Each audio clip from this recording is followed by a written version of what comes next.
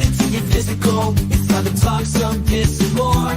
We gonna talk about it all. DVD, CD, UHD, VHS, books, Blu-ray. Who knows, maybe you'll even see a laser disc today. Let's get physical. We wanna talk some physical media.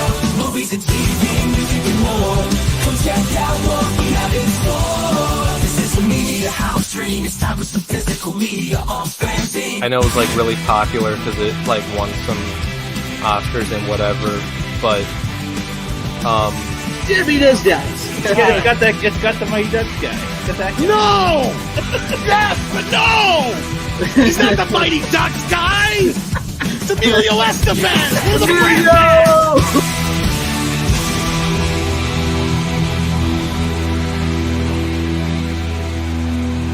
You can never have enough physical media.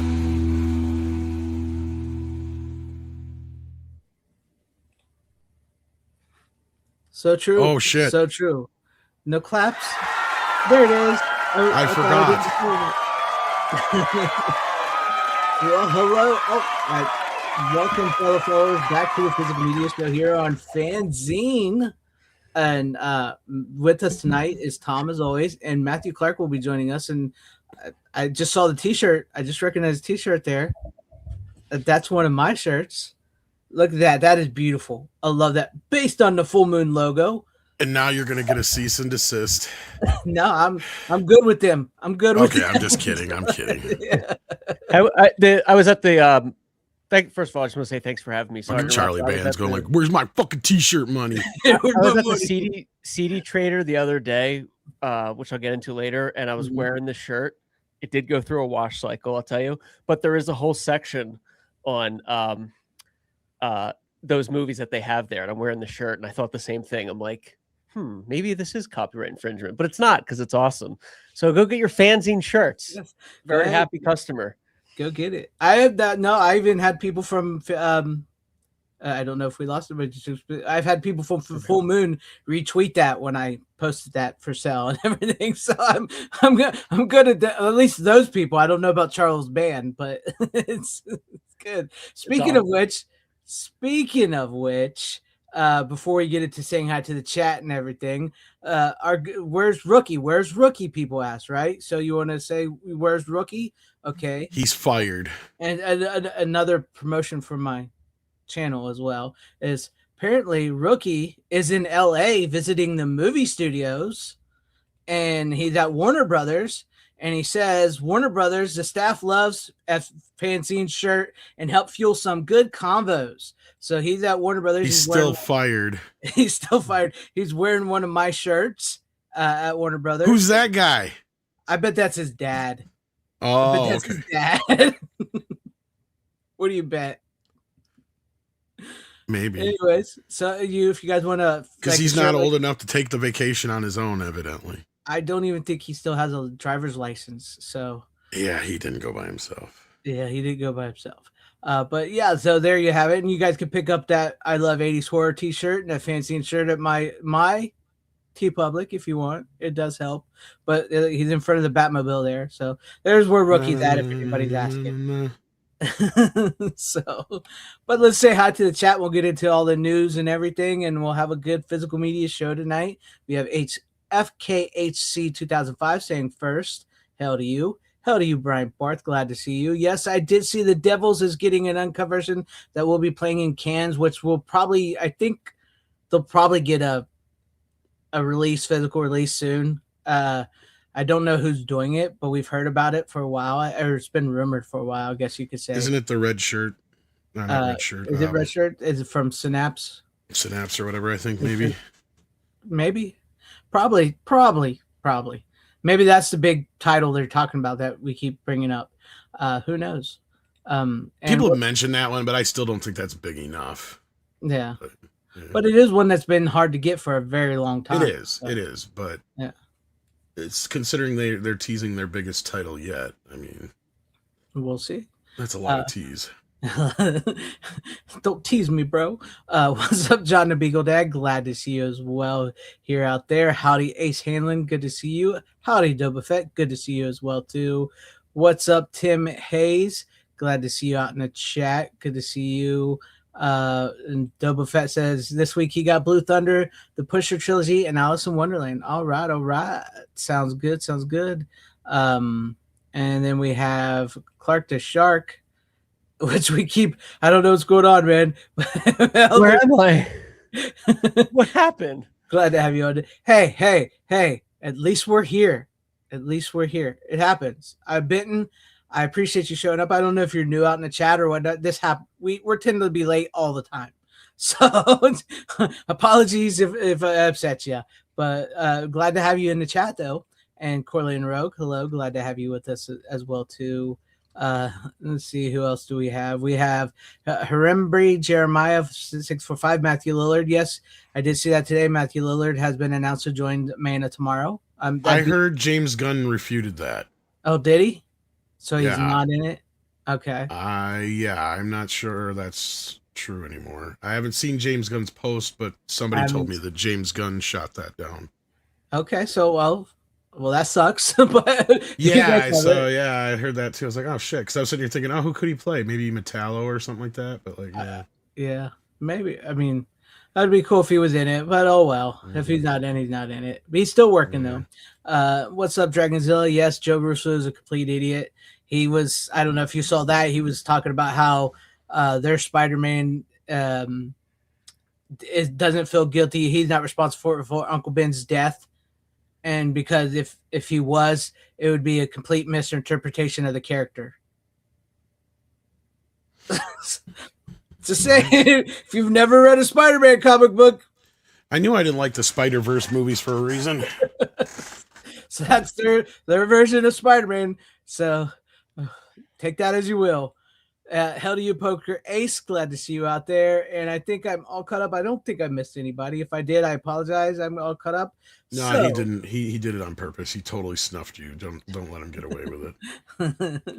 And with that being said, there wasn't a whole lot for physical. No, media. we got a date finally for oh shit, I just had it here and then I lost it.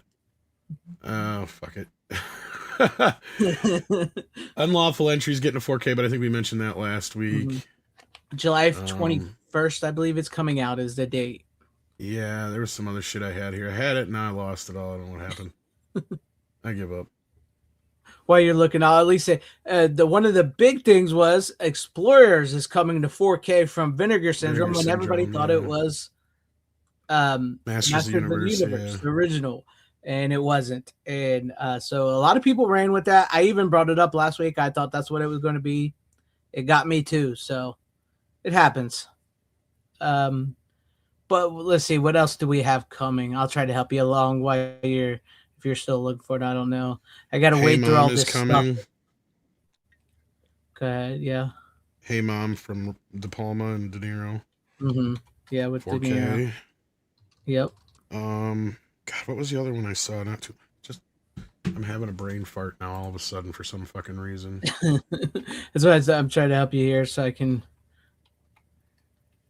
What the heck? Where is I got to wait through all this stuff. I got to get everything together here. I'm getting all kinds of stupid notifications. I'm trying to ignore and get to the stuff I want. There it is. Kino did announce that they're bringing out Major Pain, but it's a Blu-ray, not a 4K. So I know some people were disappointed about that. I thought they announced that as a 4K before, and then I thought they had too, so I was kind of confused. Yeah. It looks like War and Peace might be coming. Fire and Ice, that was the one I think I was thinking of. Oh yeah, from Blue Underground, Fire and Ice. Yeah. I know we knew that one was coming, but I think we finally got the info on it. Yeah. So yeah, other than that, there was the Arrow releases, I think, or no, we got not Arrow. No, there was just the Vinegar Syndrome. That's it. Yeah. We haven't even heard much from Kino Lezablade either. Other than that. I'm not seeing any Kino. There was a few for Shout. I know that. I was trying to think of the other ones besides Unlawful Entry because there was another one that was just announced too. Is the Great Outdoors coming from Kino? I saw that. Yes, that's been announced. Yes. Yep. Yes.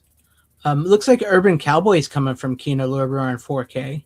About time. Yeah. Is it Kino, not Criterion? It says Kino Lorber Urban Cowboy. Weird. Yeah. Because Okay. Criterion did a 4K of that, because when I saw Wonder Man, the first episode, as he's walking out of the theater, I don't even know if it was meant to be seen on screen, because he was seeing Urban Cowboy, and my first thought is, why is an NC-17 rated film being talked about in a Marvel show? And then as he's leaving on the screen, it says this 4K restoration was done by Criterion Collection in cahoots with whoever else did it. I can't remember who, but like, yeah. And I caught that, and I'm like, oh, so that means we're getting Urban Cowboy soon in 4K. I think you're thinking of the other movie, Urban Cowboys, with John Travolta. Oh, yes. Okay, yes, I am. I'm thinking of I'm thinking of the John Voight film. Yeah, the Yes. John Boy and Dustin Hoffman. Urban Midnight Cowboy, Cowboy. I'm curious about, because that Blu-ray, now that you reminded me, okay, now that Blu-ray, notoriously, I have it, but I haven't watched it yet, has a shit ton of DNR on it. Mm-hmm. I was thinking you were talking about Midnight Cowboy too. Me too. I got Okay. mistaken for Midnight Cowboy. Yeah, Yes. Urban Hell, Cowboy. Yes, the other one, Okay. the John Travolta Saturday Night Fever meets country music movie. Yeah. Bull Have a riding. good one, Steven. Thank you for dropping by. Before we go, look. What? You're look at fucking six. leaving, Steven? leaving Steven. Even Steven. Look at this 6. That's bullshit. Who's this guy? Craig's boyfriend? bullshit. Seriously, 6? No, it's Seriously? my boyfriend. Why only half gay? Yeah, that's right. We're going full gay. This is our friend Matthew Clark. Yes, our Great Well, guy. You've been wondering Friend. where Rookie has been this whole time. Well, it's time to reveal the truth of exactly who Oh I God, am. he lost some weight, and this is Mission Rookie. Impossible. Dun, Yeah. dun. Exactly. Did we get the Untouchables is coming from Paramount in a 4K steelbook? Again? In another, it's a reissuing it. Yeah, I don't think okay. this is the same. Probably not the steelbook. same style, Yeah. but Yeah. I don't know if it's Arrow, but the Patriot is coming to 4K again. Yeah, Steelbook. I think it's getting another. So I'll steelbook. now have to get this my one is fourth copy different. of Now that. this one I will say, because the Patriot before was only the theatrical cut in 4K. My understanding is this time, not only is it going to be Dolby Vision, it's also going to have the extended cut in 4K Yeah, in the steelbook. So that's what a I heard. plus. It's going to have Yeah. that extra 20 And minutes. about or damn whatever. time, because the extended cut's so much better. It is. Yeah, it's more ruthless with the kind of the body count and the river and stuff. One of those rare ones that I'll say that to. Yeah. Yeah, it definitely did it a little bit more justice. Which that's what I heard. That's what's going to be on it, which is Yeah. great. So yeah, so not much for announcements, but hey, let's get this show on the road. Who's going first? All right, so who drew the short straw? Matt. You were last, but that doesn't necessarily mean you get to go first. But you have like the least amount of all of us, I think. Yeah. All right, I'll You know start what? off with, Okay, go ahead. Never with mind. that, unless you want to. Go ahead. I had one that went off a comment earlier, actually. Do it. It's your 'Cause I barbecue. just It tastes literally good. got done watching this as I walked over Okay. here. So I got it in the mail Alice today, Wonderland. finally. Yes. Nice. Possibly one of the last Disney classics to be released on Blu-ray, kids. What a white rabbit. We have no idea what's happening with their Blu-ray department right now, Yeah. or their home video department. But yes, nice 4K Blu-ray collection comes with the old Blu-ray standard bull stuff. And then the movie itself, though, is just a 4K on the movie. It has the mono track, the new 5.1, well, newer 5.1 mix. So yeah, I'm walking here like I'm walking, and you almost ran into me. Anyway, so like yeah, so does the movie look good? It looks amazing. It looks the best it's ever looked.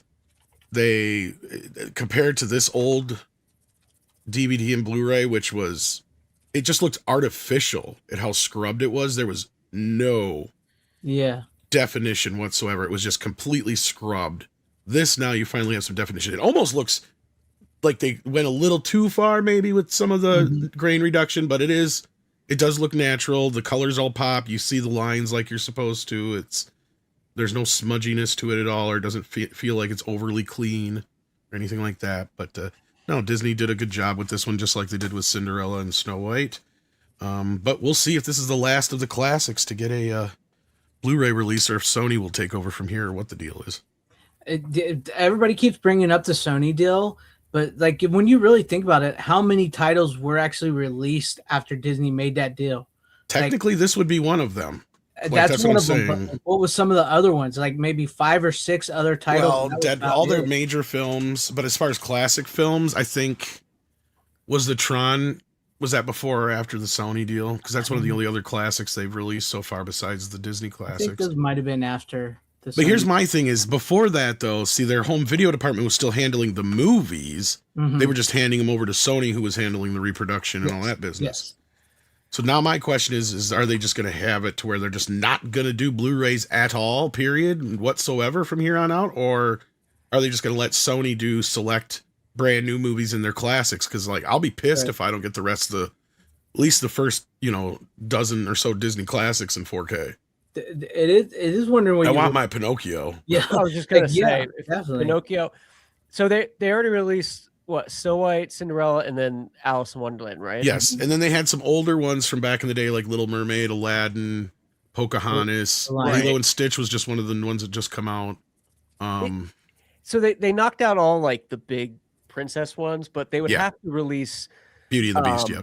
Pinocchio, Bambi. You have to do. I don't know. Is 101 Dalmatians considered? I think it is. It's it's one of their vault hits, yes. So like all the vault hits, they Lady got to and the get to Tramp. 4K. Yeah. Yeah, they should. Hopefully they release them all. They redo them all. Just because you said in this the Blu-ray of Alice in Wonderland, it's you can see the lines and everything, like the way they were drawn before the Xeroxing. Like you're supposed to see that.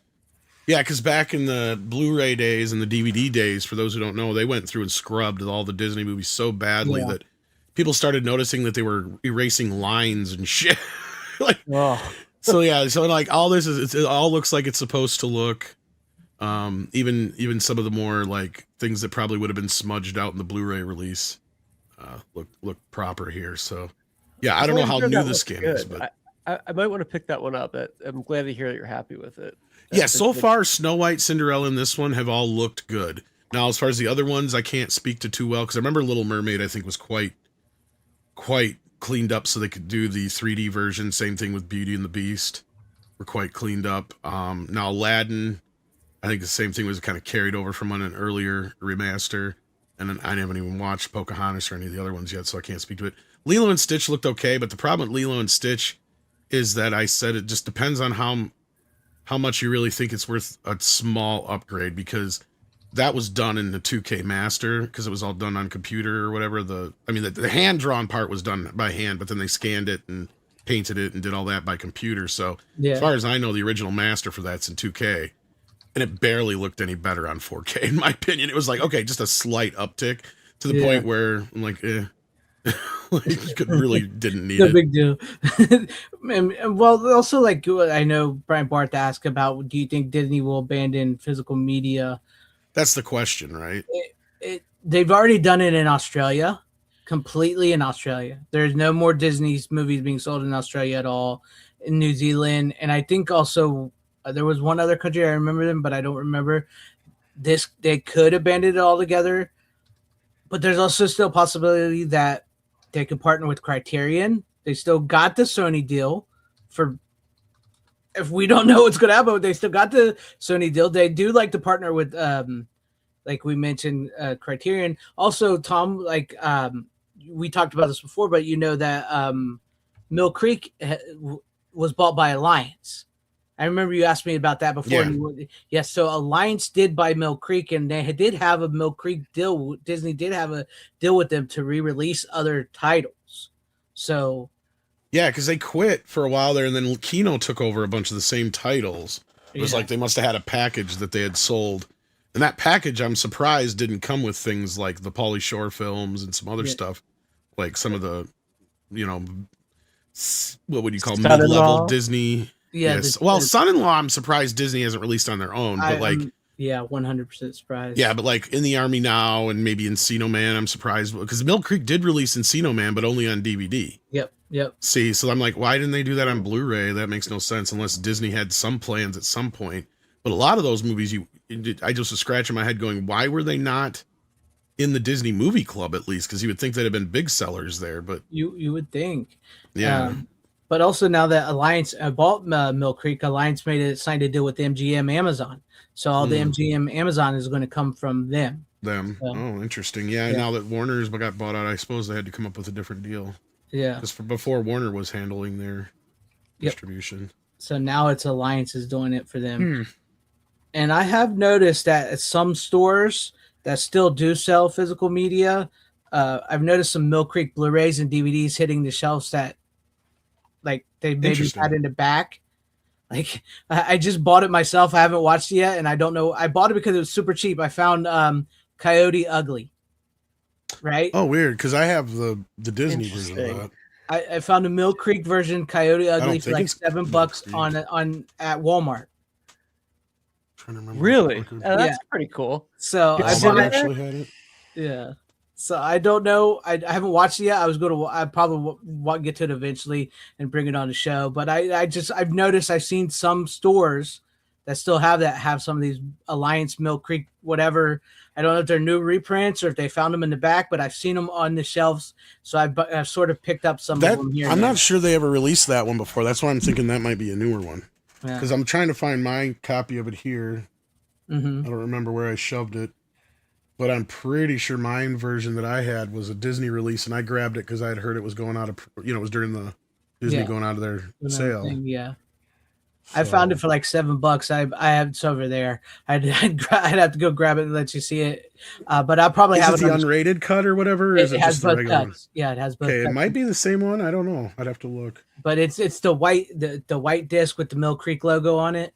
Oh, I haven't opened it yet, so I don't know. I think I opened it, but yeah, that's what it looks like. I haven't watched it yet, so but I've noticed some of them have been on the shelves lately, which is I don't know what's going on with that. So Well, I just asked because Mill Creek released, it wasn't Disney, but it was Sony, but they released Donnie Brasco, but it was just the theatrical cut, not the extended cut. yeah, this So is the was extended cut curious. and the theatrical cut on the Blu-ray. Same thing with Saving Silverman. It's the Mhm. PG-13 cut, not the extended cut. Oh, speaking of which, thanks to Vic Fontaine, they're actually having a sale on those Mill Creek titles at Barnes and Noble right now, 50% off sale. There you go. So they're like $7 there. And also on top of that, Vinegar Syndrome is doing their first ever 50% Barnes and Noble sale right now as well too.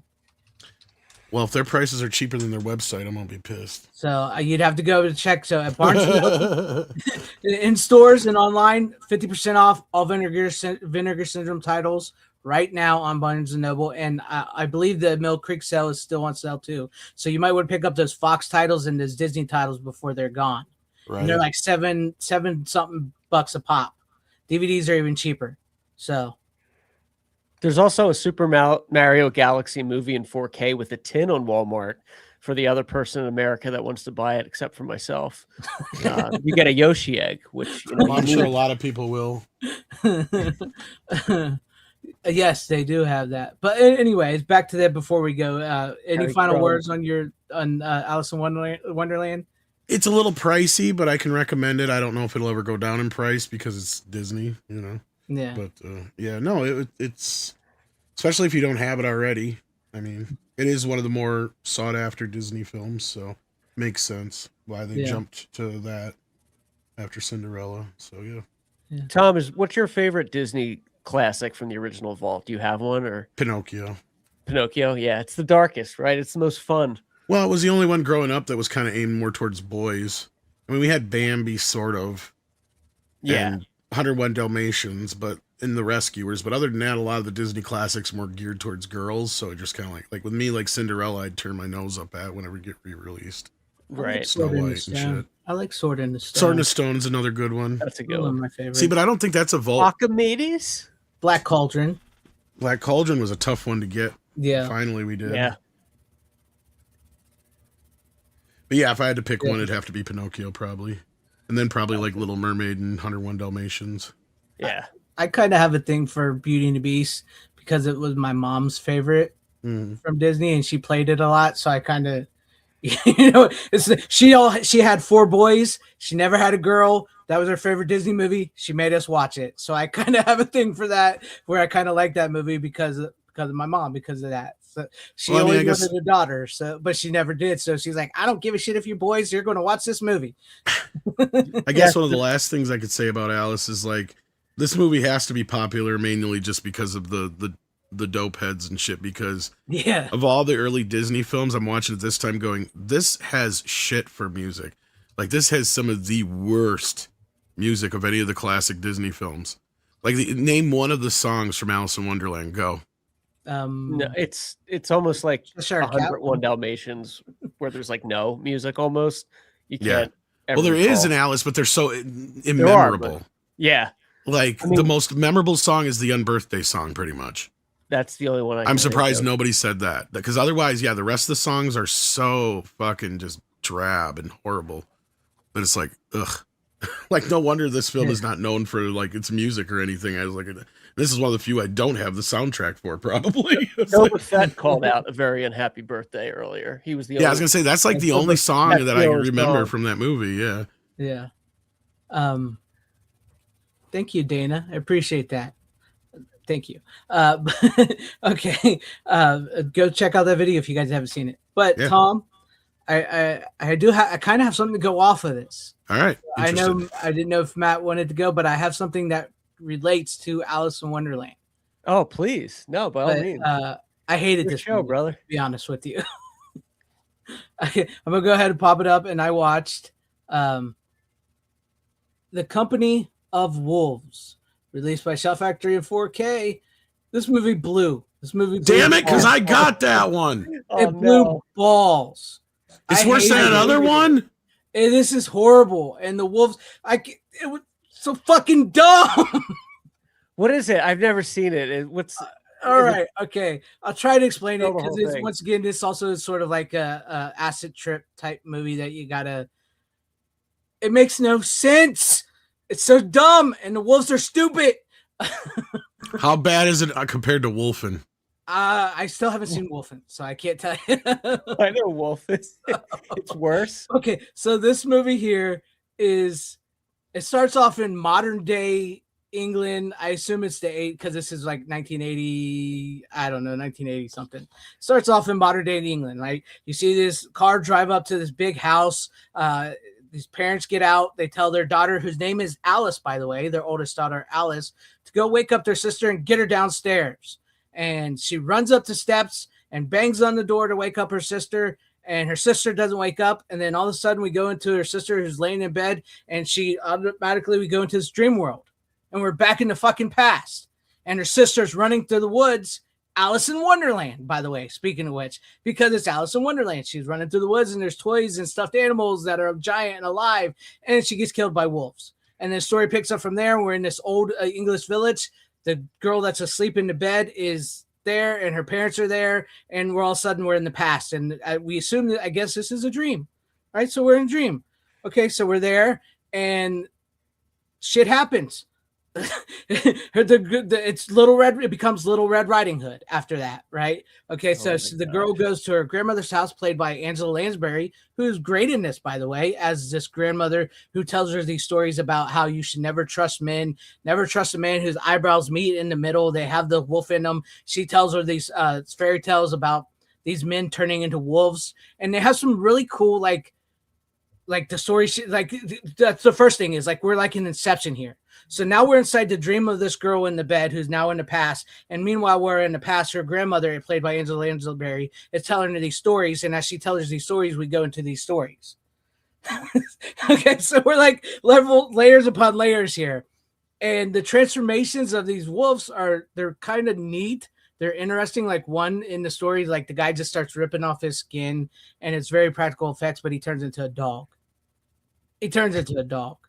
Right? Was Angela Lansbury a main character, or was it one of those things where she was just there on set for like a day and She was a main character. Well, she was in it a few times. Okay. So because she tells a couple stories about how evil men are, and like the girl, like the main girl is like sort of like basically Red Riding Hood, because Angela Lansbury makes her a Red Riding Hood, to visit her house.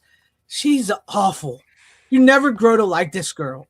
She's so annoying. Like, it's just like, why follow this character? All right. And so we follow this character, shit happens. They kill another wolf, and the wolf like the dad brings it. He said, I cut this wolf's paw off, and he serves it on the table, and it's a human hand. He said, my God, I swear when I cut it off, it was a hand, it was a paw, it was a wolf's paw, right? So we're still in the past here, okay? And then after that, she meets a guy out going to grandmother's house. She's headed to grandmother's house. That's what it builds up to. She's in a hood. It's snowing. She meets a guy out in the woods, and he says, I bet you I can get to your grandmother's house before you can. And she goes, and they make a bet. Like, okay, so if you get there before me, what do I get? He goes, if I get there before you, you got to give me a kiss. If you get there before me, I'll give you my compass. Of course he gets there before her. Why? Because he's the fucking big bad wolf. He kills grandma. And she shows up, and guess what? She has a little love thing with him and becomes a wolf, and then you think, okay, so well, how does this connect to the future? I'm sorry if I'm spoiling this movie because I don't give a shit. It sucked. And you think, how does this connect to the future? Okay, is she going to wake up in the bed and like her parents and her sister come up and tell her it's all a dream? No. She's still laying there sleeping, and then all of a sudden these dogs, which are I assume are supposed to be wolves, just start come running into the house. I swear some of them were German Shepherds and a couple of them were like Lassie type dogs, but they're supposed to be wolves, and they come busting in through her bedroom window, and she never wakes up and the movie ends. Wow. Not the biggest budget you're saying then with the this movie is horrible. This Special movie effects. is horrible. I'm sorry for anybody that likes it. I appreciate you if you do. You watch it if you want. But this movie sucked. I regret buying this. Luckily I got it on sale, right? I waited.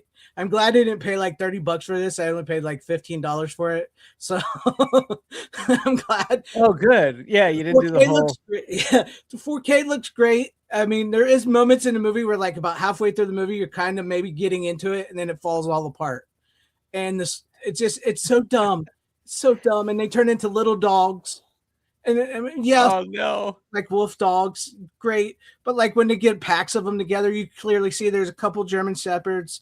I swore I saw one or two Lassie style dogs out there.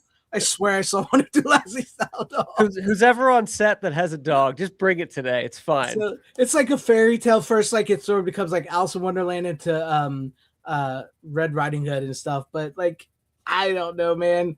This movie sucked. I don't know, Tom, if you'd like it or not, but this movie sucked. I'm sorry. It just did. I'm sorry. I'm sorry. I was looking forward to it because I was like, oh, this is like a werewolf type Little Red Riding Hood movie I've never seen. Yeah. It's a good. It was good. I see the appeal if you haven't seen it. I mean, I've never seen it. I'd probably give it a shot, but now I don't want to based on like collies and German Shepherds and a werewolf pack. Like it sounds. I mean, go ahead and give it a shot. I'm not saying to me it sucked, but there's like a cheesiness and a bad type, like so bad it's good type movie to be watched there. You know what I mean? Does that like a Troll 2 quality where it's it's just bad? Troll 2 is just like one of those so bad it's good. This was actually a very well put together British production, and it actually does have really good production value. Like the sets are beautiful, the werewolf transformations are pretty neat looking, but then when the werewolf is done, it's just a dog. It's company of wolves. It's just a dog. So it's not that I don't like werewolves like that personally. I don't. That's to me. That's not a werewolf.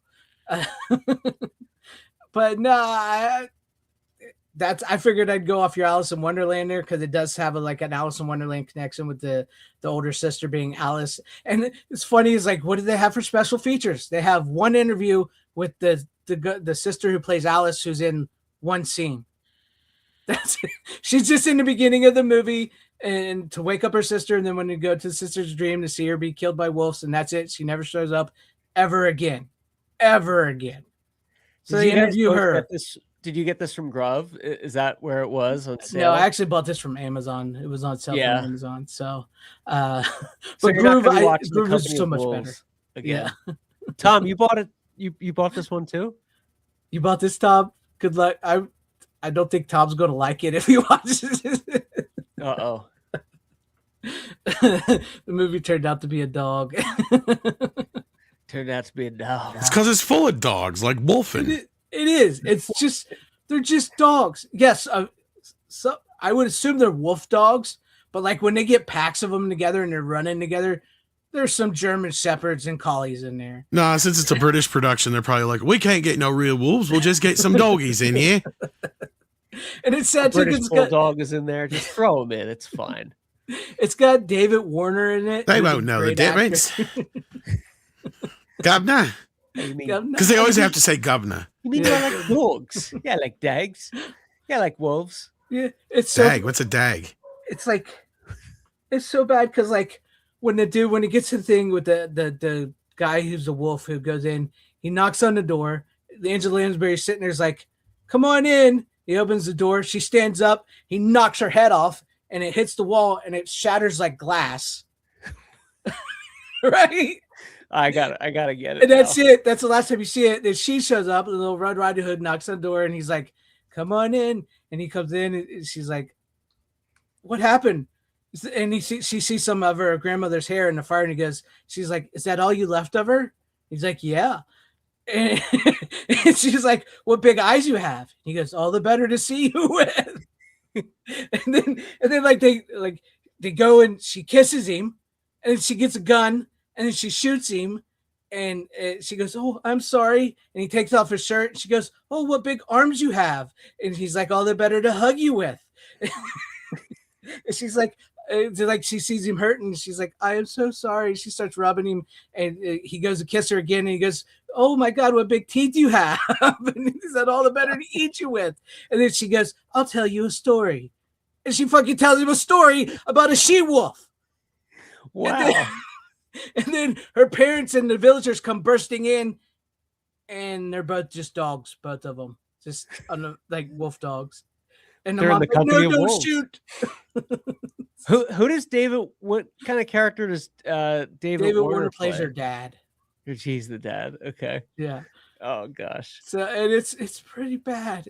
Tells a whole story, right? Yeah. Pretty bad. It kind of makes me want to see it a little bit, see how bad it is. It's a big. I don't know. $30 is a lot just for that. Yeah, I did. I would on sale again. Yeah, that's why I bought it. I wish there's not even like you get to see maybe one boob, and it's a hairy boob because it's a woman turning into a werewolf. So like you don't one boob and it's hairy. So they're trying to be the Howling 2. Gotcha. And it's not even that big either. Not 200 T the number 2. So it's a bad right.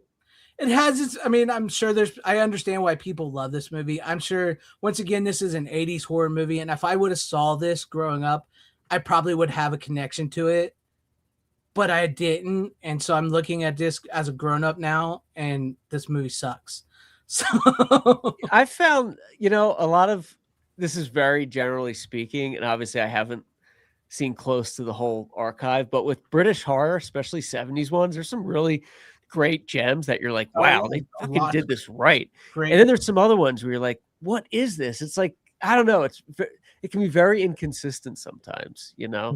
Like the 80s can be a big crapshoot with that, but that is funny that they do that in this one. It's like the hammer horror and stuff of the 70s and 80s were probably the best, like to come from the British, like the gothic horror stuff like that was really good. When they step into, I can't even reach it. So when they step into stuff like that, which it's very well done, it's very British, but it just did not. I didn't like it. I'm sorry, I didn't like it. But anyways, that's enough on that. Matt, do you want to go ahead? Let's get your first pick out for the night. That's a good review. That's a tough one to follow. Yeah. But, so I watched from the archives. I consider this the best miniseries of all time, and that is Band of Brothers, the original whole DVD box set. I don't think I think they might have released this on Blu-ray like a few years later, but I think that's it. I don't think this miniseries has gotten any love for re-releases. I don't know why that is, but yeah, I mean, I've seen it a bunch. Now, go ahead, talk about it. I'm gonna look see if it's on Blu-ray. Yeah, so Band of Brothers, it's Tom Hanks, Steven Spielberg produced it. It's written by a book, I think Stephen Ambrose. and it's about Easy Company. I'm sure most of you people have seen this. Easy Company. It's a platoon or a regiment of the 101st Airborne, World War II, D-Day. There's two companion pieces to this. There's the Pacific, which is about the Pacific Theater, which is not as good as this, but still good. And then they released Masters of the Air a few years ago, maybe like 6 years ago, which isn't as good as the Pacific, but I think they're all good. But Band of Brothers it's like a masterpiece. Yeah. And what's interesting about it is it came out, if you remember, like 2 days before 9/11. So it kind of got overshadowed. And I was one of those people that discovered it like later in the year, like December, when it was like almost done its release. I was like, oh wow, this is great. So I bought this as soon as it came out, and I was able to own it. And yeah, I mean, I can't say enough good things about it. The box itself, I'm sure you've all seen this. It's an old one, but it comes with 8 episodes or 10 episodes. There's 2 on each disc. Special features in this are there's the veterans. Has arrived. What's that? Your cat. Its tail was cat.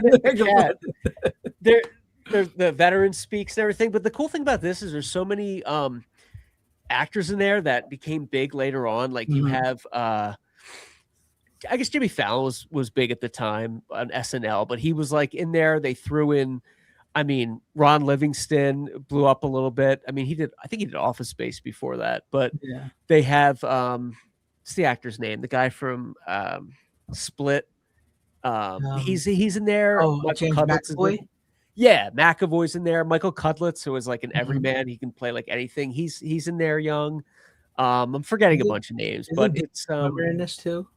Who's that? David Schwimmer, isn't he in this too? Yeah, and he's actually he plays one of their first CO, their first commanding officer, and his character's a dick, and he I really believe it. You know, he doesn't give any kind of like, oh, I'm a really nice guy kind of vibes. Like he owns it, and you really hate him. But yeah, I don't know. You guys have seen this, right? Yeah. And this is available on Blu-ray, and it's available on Blu-ray by itself, or you can buy a Blu-ray set with the Band of Brothers and the Pacific together. It's actually pretty decently priced. Good. I'd be interested in that. I was looking at on Blu-ray.com. It's like $23 just for the Blu-ray set. Oh wow! And it's like $27 for the Blu-ray set and the Pacific together. So pretty good if you guys want to upgrade. So I do get all of my physical media stuff from this channel though. Like I joke about it, but I do like the updates. I'm like, oh shit, that came out. Yeah. Like I got the Golden Child. This fucking 4K. show cost me so much fucking money. It's not It even cost funny. me a lot of money. That the one show I did, I bought the Golden Child, and then there was another one just from reviews that night. I'm trying to remember what it was. But yeah, it's worth it, you know. But it's You're just gonna wipe that on your jacket there, huh? Hope it freezes. Swimmer up the and Goober. Cut yourself. But that's it. That's all I have. That's all I can say about Band of Brothers. This was I had the itch to kind of watch this. It's like I get the itch for this and The Stand, which is on the exact opposite of Band of Brothers. Every year, sometime I get the itch and I'll just fire it up. So I get you. I feel you, man. I feel you. There you go. Good. But yeah, you're right. The tin for Band of Brothers is the DVD tin is better than the Blu-ray because it's just a solid. Yeah. The Blu-ray is just a case with all the disc in it, not like that. That is something those old DVD sets had before the boutique labels came along. Is they really did go all out for DVD releases back in the day before physical media started to fade out from those companies and went boutique and everything. So yeah, I mean, I remember.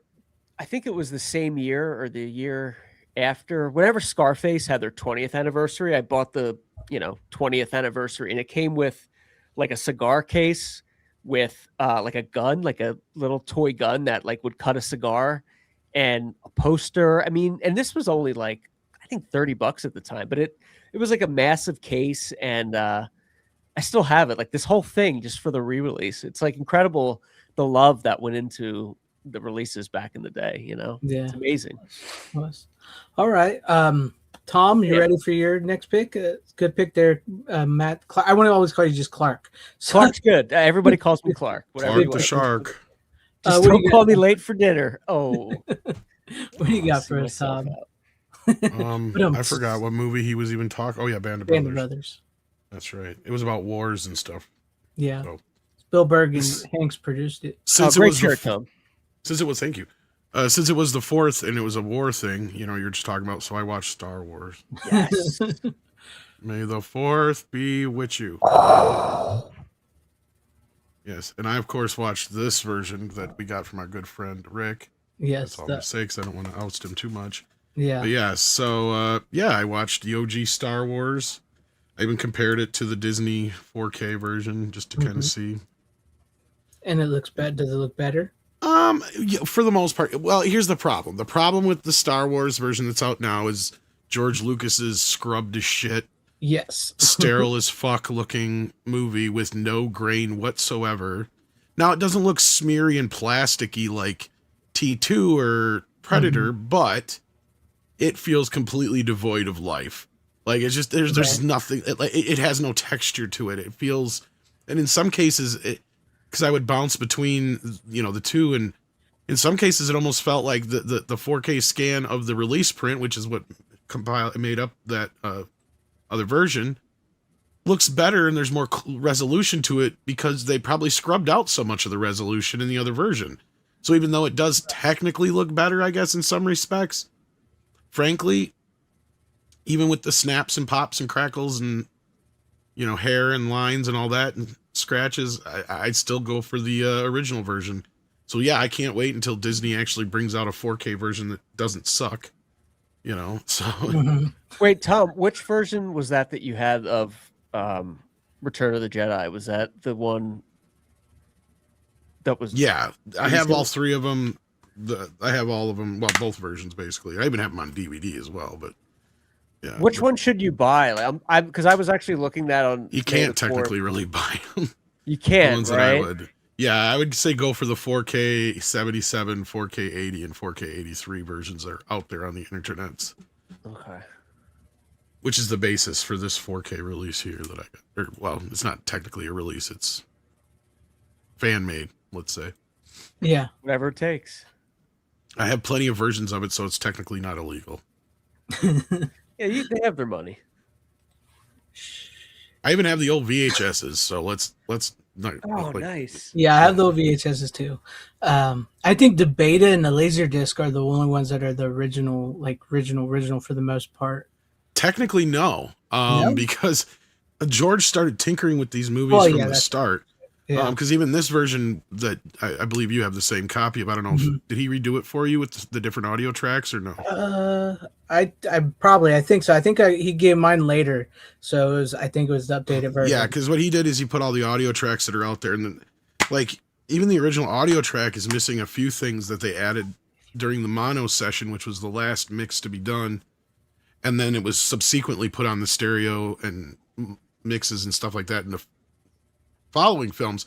But this version has even the old mixes to where there's that one line that C-3PO misses about, that's not in it, about, like, if you shut down one of the reactors, the rest will go down too. Yeah. Like that line's not in the movie.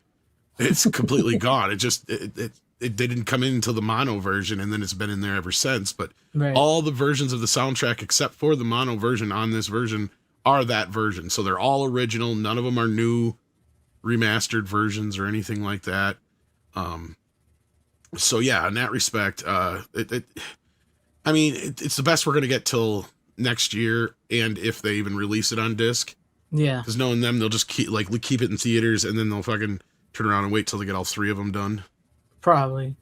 Good night, John the Bingle Dad. Thanks for hanging with us. Yeah, but that's what it's just saying. It's like Revenge of the Sixth. Yeah, Revenge of the Sixth. And like you don't even know, like with the physical Disney and physical media, they may just be doing this one, just the original, just to tour it in the theaters. Mm-hmm. That's what I'm afraid of. Like, and then throw it on Disney Plus. Yeah.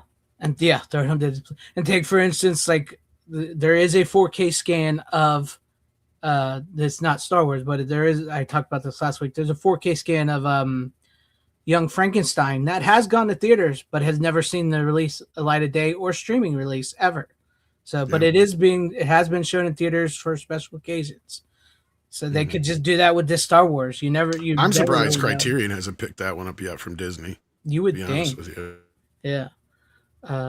But no, I mean, what can you do? Until then, we have what we have, and I don't, I prefer legit physical media. But if I can't get legit physical media, I'm not against this. So Well, and then even those video versions and stuff that we have from back in the day, they're missing, or they're not missing, but they have the different crawl. yeah, And there's a few other slight alterations here and there because George has always tinkered with them throughout the years. That's the problem. But yeah. And yeah, as far as I know, I believe the rumor. I was one of the first people to report on it because I had seen some stuff come out of there that I'm like, yeah, it looks legit to me. So, and it makes sense. If they can, why wouldn't they? I mean, I would. Yeah, I mean, I would, and also you don't know here. Like I know you're asking how did Disney finally get the okay to release on Ultra Cut. You don't know the deal they made quite with George Lucas. I know George Lucas claims to have destroyed it and all that, and it doesn't want it. Whatever. He's full of shit. Yeah, that's what I say. Maybe they just made a deal. Like once again, maybe they just made a deal to release the unaltered cuts in the theaters. We don't know yet. It's 10 years since they bought it. Maybe there was a 10-year stipulation. Maybe George thought by now he'd be long gone. Who knows? Maybe. I mean, it's hard to say. So yeah, it's hard to say. Do you guys think a lot of it or some of it is George Lucas went too far with his cuts, has regret, is now like, well, no. You think you would keep doing it? Yes, I think you would. I think because he did after the fact. The McClunky cut, that's his. Like people blame Disney for that, but that was all him. Yep. And as far as I understood, it was a contractual thing because like he even had said something like, none of the Star Wars films that exist will be altered. So like under that kind of understanding, I'm like, he kind of backed themselves into like, they can't undo the sequel trilogy either then possibly. But at the same time, that tells me that they shouldn't be able to redo or remake Star Wars. But maybe there was only a 10-year stipulation on it. Maybe it was till after he died. Who knows? Maybe he did sign off on this. Yeah. Now we've heard rumors for years that there's been this cut of the original film that's been shown at Disney to specific people. In fact, I can't remember the director, but he flat out said, yeah, I saw the movie at Disney. It's the original version. It's from the negative. And all that shit. Yeah, I can't remember who it was that said that, but yeah. Do you think anything's going to come out of that?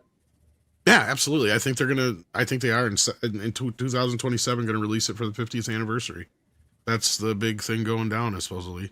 And not only that they're supposedly remastering it because they already had a 4K or 6K scan of it from before. But my understanding is they were actually showing it off of a print at Disney, I guess. So I have no idea. So, and this is not to be confused with the print that was shown at the UK thing last year. Because a lot of people come at me with that, not knowing what the fuck they were talking about. Especially some of the Star Wars geeks. I love you to death. But sometimes you just need to sit the fuck down, shut up, and stay in your goddamn lane because you don't know what the fuck you're talking about. Because these people are like, oh, it doesn't exist, and maybe that's the only version they finally found one that exists. It's like, no, the negatives are there.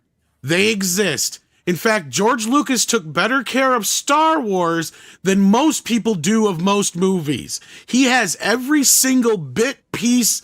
That's how he was able to make the special edition, and that's what people were saying is like, For George to be able to make that special edition, he needed all the negatives, and not just the negatives. He needed to be able, at that time, he didn't have the stuff they have now, to where he needed to be able to strip apart all the special effects too.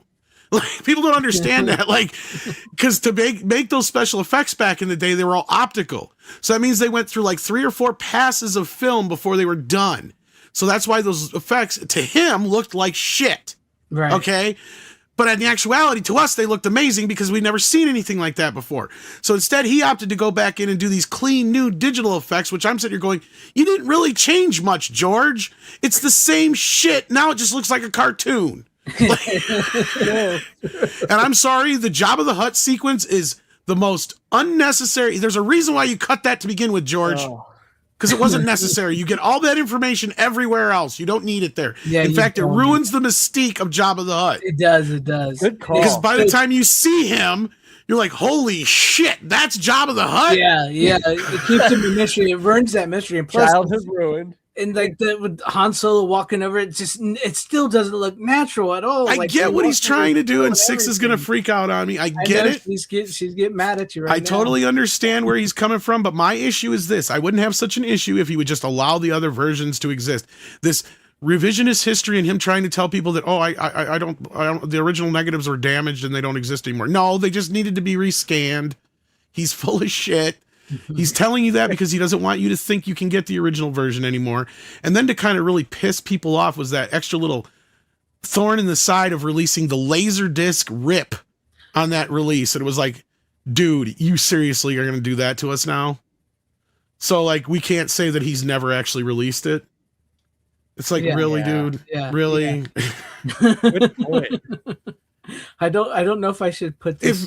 And I hate Ridley Scott with a fucking passion, but at least that motherfucker will let us have every goddamn version of Blade Runner there is. There's like 7 of them. I know, because I have the disc, and Andre's done a version of it where it has every single version showing the differences. Literally on screen, like all bunch of different screens at once, showing all the differences between the various versions. I did not beat off to Alice in Wonderland. Thank you very much. You made 6 mad. You made 6 mad. I didn't even give it that glowing of a review, actually. Do you think different George Romero, they're gonna find stuff that he preserved and like release different cuts of that? They like, have, but the problem is who owns a lot of the George Romero stuff. Unfortunately, yeah, that's the problem. Yeah. Oh, it's a rights thing. Yeah, because they actually found like Martin was released a while back on 4K. Yeah, which they I actually have, found a full cut of the film, never released it. Yeah, that was supposed to be that extended cut. You're right, and then it ended yep. up being the theatrical cut because they couldn't get the guy that is in charge rights of cleared. the rights. That's He a won't. shame. He won't make deals with people for whatever reason. He just I don't understand. He holds it.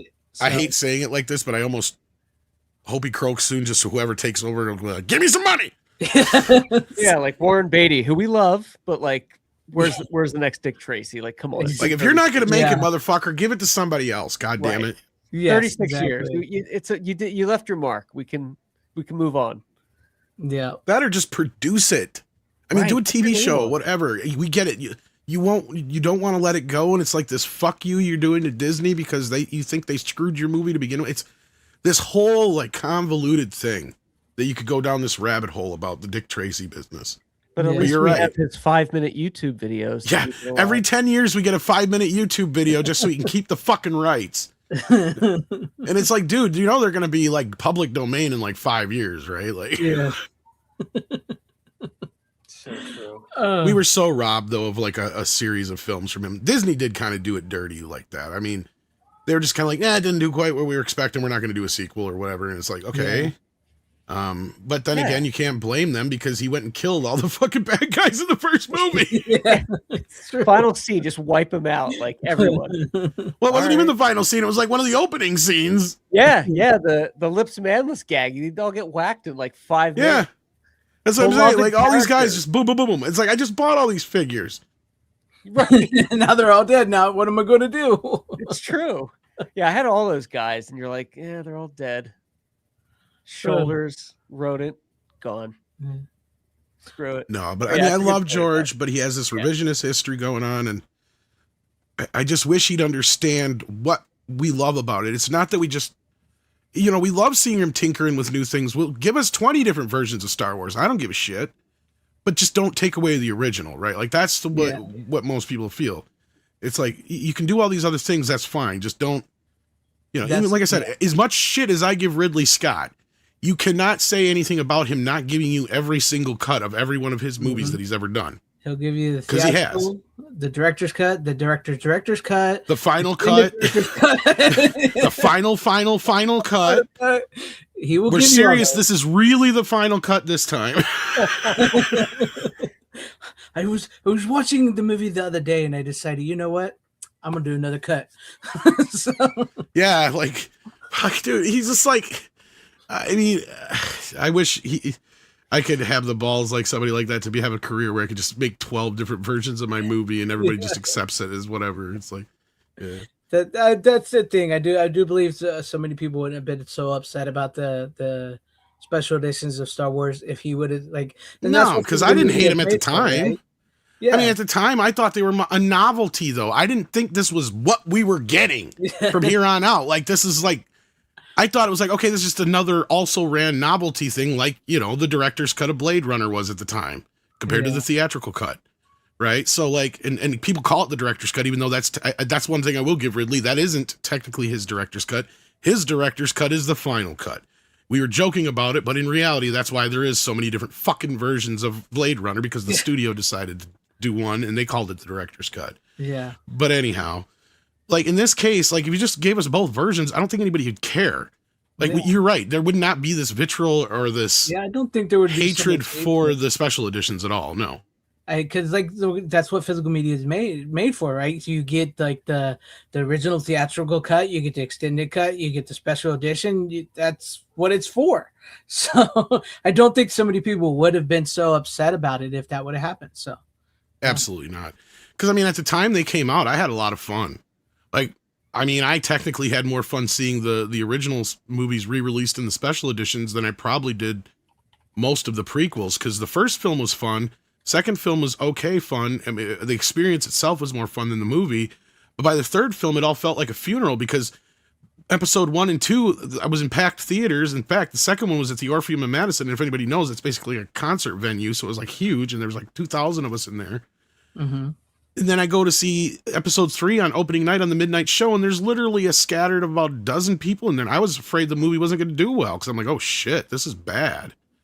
But it did eventually pull itself out. But it was like, whew, for a minute there, I was looking pretty sad. I'm like, did they really fuck this up that bad that with episode 2 that people are turned off by this? Yeah. Because I was like, okay, episode 3 was an improvement at least. I mean, I kept telling all my friends, go see the new one. It's good. Not as bad as the last one. Revenge of the Sith is the best of the prequels. So, I mean, episode 1 feels the most Star Wars. But yeah. Excuse me. No, you're 100% right, because episode 1 at least is still being shot on practical sets and everything. It feels the most Star Wars-esque, but as far as like the movies, is definitely. Well, not just that; it just has that. Yeah, it still has sort of that leftover feeling of the original Star Wars. Yeah. Good call. Yeah. All right. I guess you have 2 left, Clark, and I have 3, and 3. Tom has 3. You have 3, Tom? Yep. So, I'll go ahead and do mine, and then we'll go back to you. Unless you have something to go off of that Star Wars, because I don't. Do you have anything? You know what? Star Wars, Clark? I kind of do. Okay, so go ahead then. It's a tie. It's a little tie-in, but I had a hankering to watch. Oh, there you go. Raiders of the Lost Ark. You are hired. Fuck Runner. I was traveling and or Rookie or whatever the hell we're calling him anymore. Whichever one it is. There was a hotel. The recasted kid. Everyone's great on the show. I love watching it. I watched Kingdom of the Crystal Skull on TV because I was at a hotel watch. There was no it was whatever was in front of me, so I had to get the taste. Could you not find the remote? There is. I couldn't. Was it stuck? It was a Holiday Inn, but you couldn't get any other channels. There was nothing. You know what? It was like one of those things where it was after a wedding. I was a little drunk, so I was like, I'm not, But I watched it. I had to get the taste out of my mouth. So I came back, and I actually didn't own. This is another reason why it's important to support physical media. I don't actually own Raiders of the Lost Ark, despite like seeing it a lot. So I went to the local store here, and they had it. And I got it for $9, the original DVD of the trilogy. So I watched Raiders of the Lost Ark, and the tie in there with George Lucas and how that came to be, and then there's some Easter eggs. So I felt like that was a worthy Star Wars tie in there to a degree. Because my last film, it's a doozy. I have nothing to come off that. But I watched. No, you totally understood the homework assignment there. Raiders of the Lost Ark and Last Crusade, which you know what? I like all of them. I even like Temple of Doom, but I don't know where you guys stand on the fence. But pound for pound, I think Raiders of the Lost Ark not only is a more solid film, I think it's the best action movie of all time. All practical effects. It's kind of what I definitely the top 5. Yeah. It's definitely my old top beat up 5. edition. It's got a perfect film. It's got a little bit of horror, romance, action. Like I don't know. It's just. I have something here that most people don't have. That well, unless you got it at Best Buy like I did.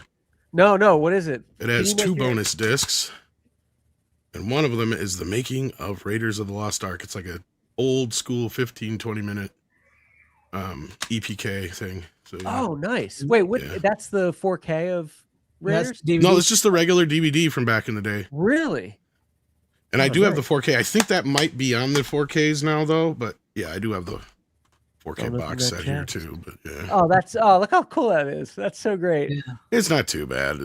I'm kind of pretty pissed because they did them in steelbooks afterwards, and I didn't need Kingdom of the Crystal Skull in 4K Ugh.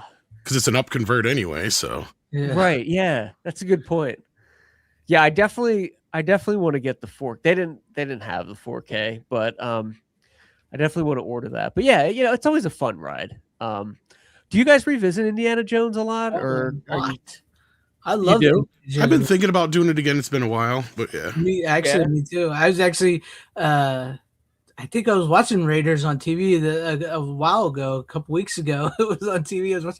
I like all 3 of the originals. I do think Raiders is it. I have a soft spot for Temple of Doom. I do like Temple of Doom. I think I don't think it's as bad as people. Yeah, I think love it is. Temple of Doom. Yes, I love Temple of Doom. To me, it's like I definitely think Raiders is the best, but also I really, really love Last Crusade. There's something special about that movie, especially when they ride off into the sunset. And everything that follows that, just like you don't need those 2 other Indiana. Well, and the thing ended about it perfectly. And the thing about them is that they're a lot like the Back to the Future trilogy, that they're so different, yet, they have all the things that make us love that franchise, right? So it just is one of those perfect trilogies. It's why did you want to go and ruin that? Like, It did so well. It did so well. Especially with Shia LaBeouf at the time, like he was the it boy, like the hot actor, whatever, and that never ages well. And there you go. The Temple of Doom too. I mean, it's technically a prequel, I guess. Yeah, it has. It's such a smart way to go when you look at it. Like you have this adventure with the Nazis in Europe. Like, what are you gonna do? Are you gonna just repeat that and do it? No, like you go to India. You have, this death cult, and you're pulling hearts out, and you're underground. Like, I thought it was just a cool way to go direction in the franchise. And then you bring it back to, another religious kind of, this time Catholic relic. Like it's perfect franchise. And Temple of Doom, whenever I hear like, oh, it sucks, it's like, no, it doesn't. It's like it's a solid movie on its own. well, especially when you get shit like, Crystal Skull, because that was my issue with Crystal Skulls. Like you just said it yourself. Even though Temple of Doom isn't a Catholic religious artifact, it's still a religious artifact. Right. At the end of the day. Yeah, it is. So it is. Yeah, so that's the main point, and that to me is why that movie works. But like to me, Crystal Skull doesn't work because it goes so far beyond that. Like I didn't have so much of a problem with them having the aliens in the beginning of Crystal Skulls, kind of a wink, wink, nudge, nudge kind of thing. Like this is Area 51 kind of thing. Yeah. But to have the whole movie revolved around that was so stupid. Yeah. It's like 100%. Once they not only that, you kind of poke at this, like, okay, so what does that mean for the other religious stuff from before? Because as we know, is if there's any kind of aliens, that kind of brings a lot of shit into question. But yeah, 100%. Like, well, it wasn't all that other aliens. stuff? They were from the space in between the space. Right. that was just how George got Steven to say, "Fine, I don't give a shit." Yeah, that is the honest to God truth. Yeah, I know. Clark, you were about to say something. Yeah, sorry, Clark. No, that just when they started what you just said, the plot with the aliens. Once you realize that was the central theme, you're like, well, what about the cup of Christ and the ark? And was that all? You question all that, it brings out something to question. It was just a weird way to go, and I won't even get into that. But Raiders of the Lost Ark, fun watch all around. And I'm gonna look and probably get that 4K. So I'll take a look at that. Yeah. One that you had. But yeah, it's a solid film. Always love it. I never even bothered with the Dial of Destiny or Disinfectant, whatever. Never bothered with it. It's just like, why? You know what it was going to be from the beginning. Everybody. I've seen it, but Disney has never gotten any money for it from me. Wasn't it like one of the biggest bombs ever? Yes. Yeah. Technically, it would be, in my opinion.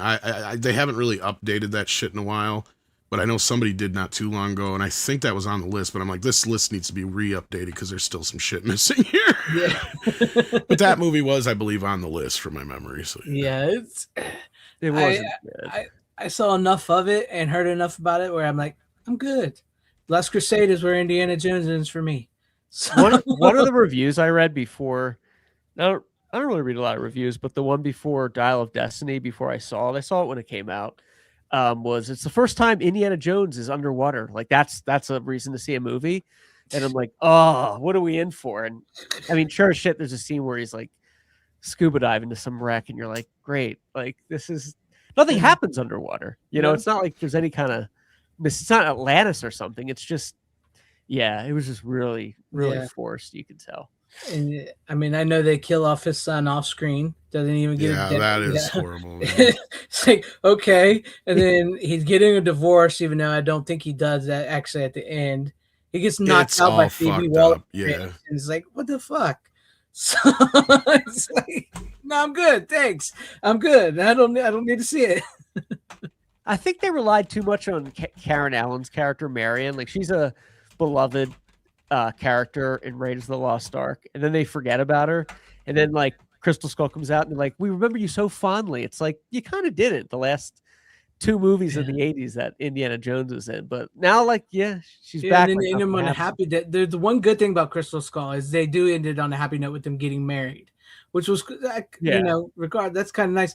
And then you find out in the next one, and I think, correct me if I'm wrong, Tom, you would know a little more about this, is they were getting divorced, and I don't think she was even supposed to be in the movie, or that it was supposed to end with him actually being divorced from her, and that was it.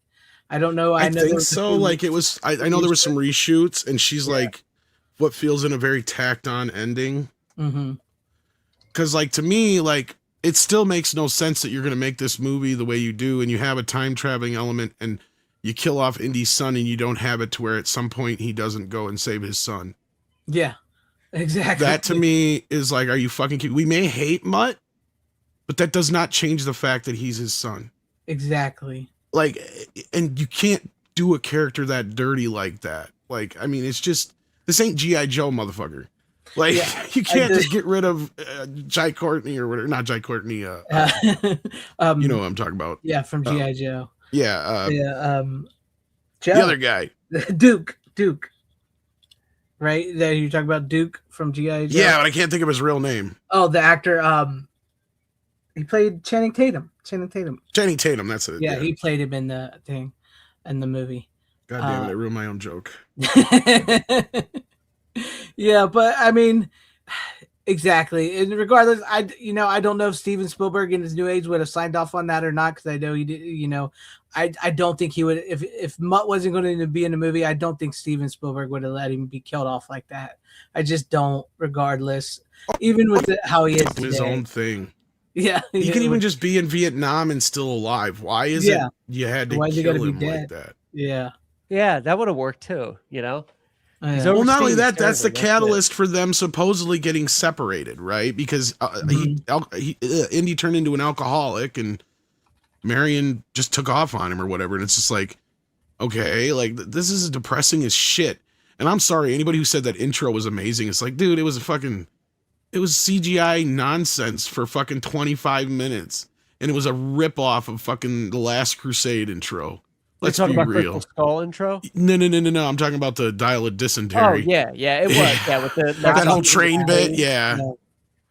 And that movie lost me very early on when I forget his name, Mads Mikkelsen's character. He's on the train. The train's doing 100 miles an hour, and he bangs his head. And then he gets back up, and it's like, not only would that decapitate you, but if it didn't, you're down, like you're brain dead. Yeah, he's just like, oh, I gotcha, and you're like, no.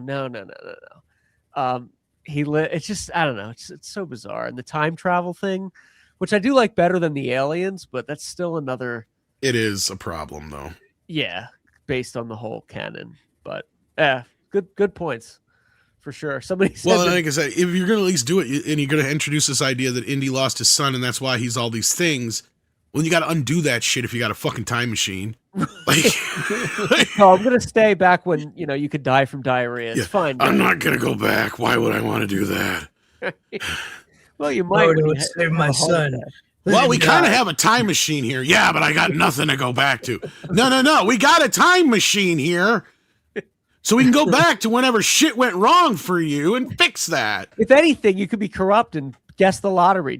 We have a time machine. No. Not Right. going. Okay, what can I go back It's to? not, you don't even have Doc Brown going there, I didn't invent a time machine. Right, he's got no restraints. Oh, that's funny. That's a good mashup. I'm not. He's doing just it. sitting there going, no, I'm going to sit here on the fucking shore and die. Like, That's it. I don't care if I can time travel. I don't care. I'm done. fuck my kid. Fuck my marriage. Fuck all this. I'm done. Just let me die. What's that sound? Oh, what's that sound like? Luke Skywalker. Just let me And die. Picard.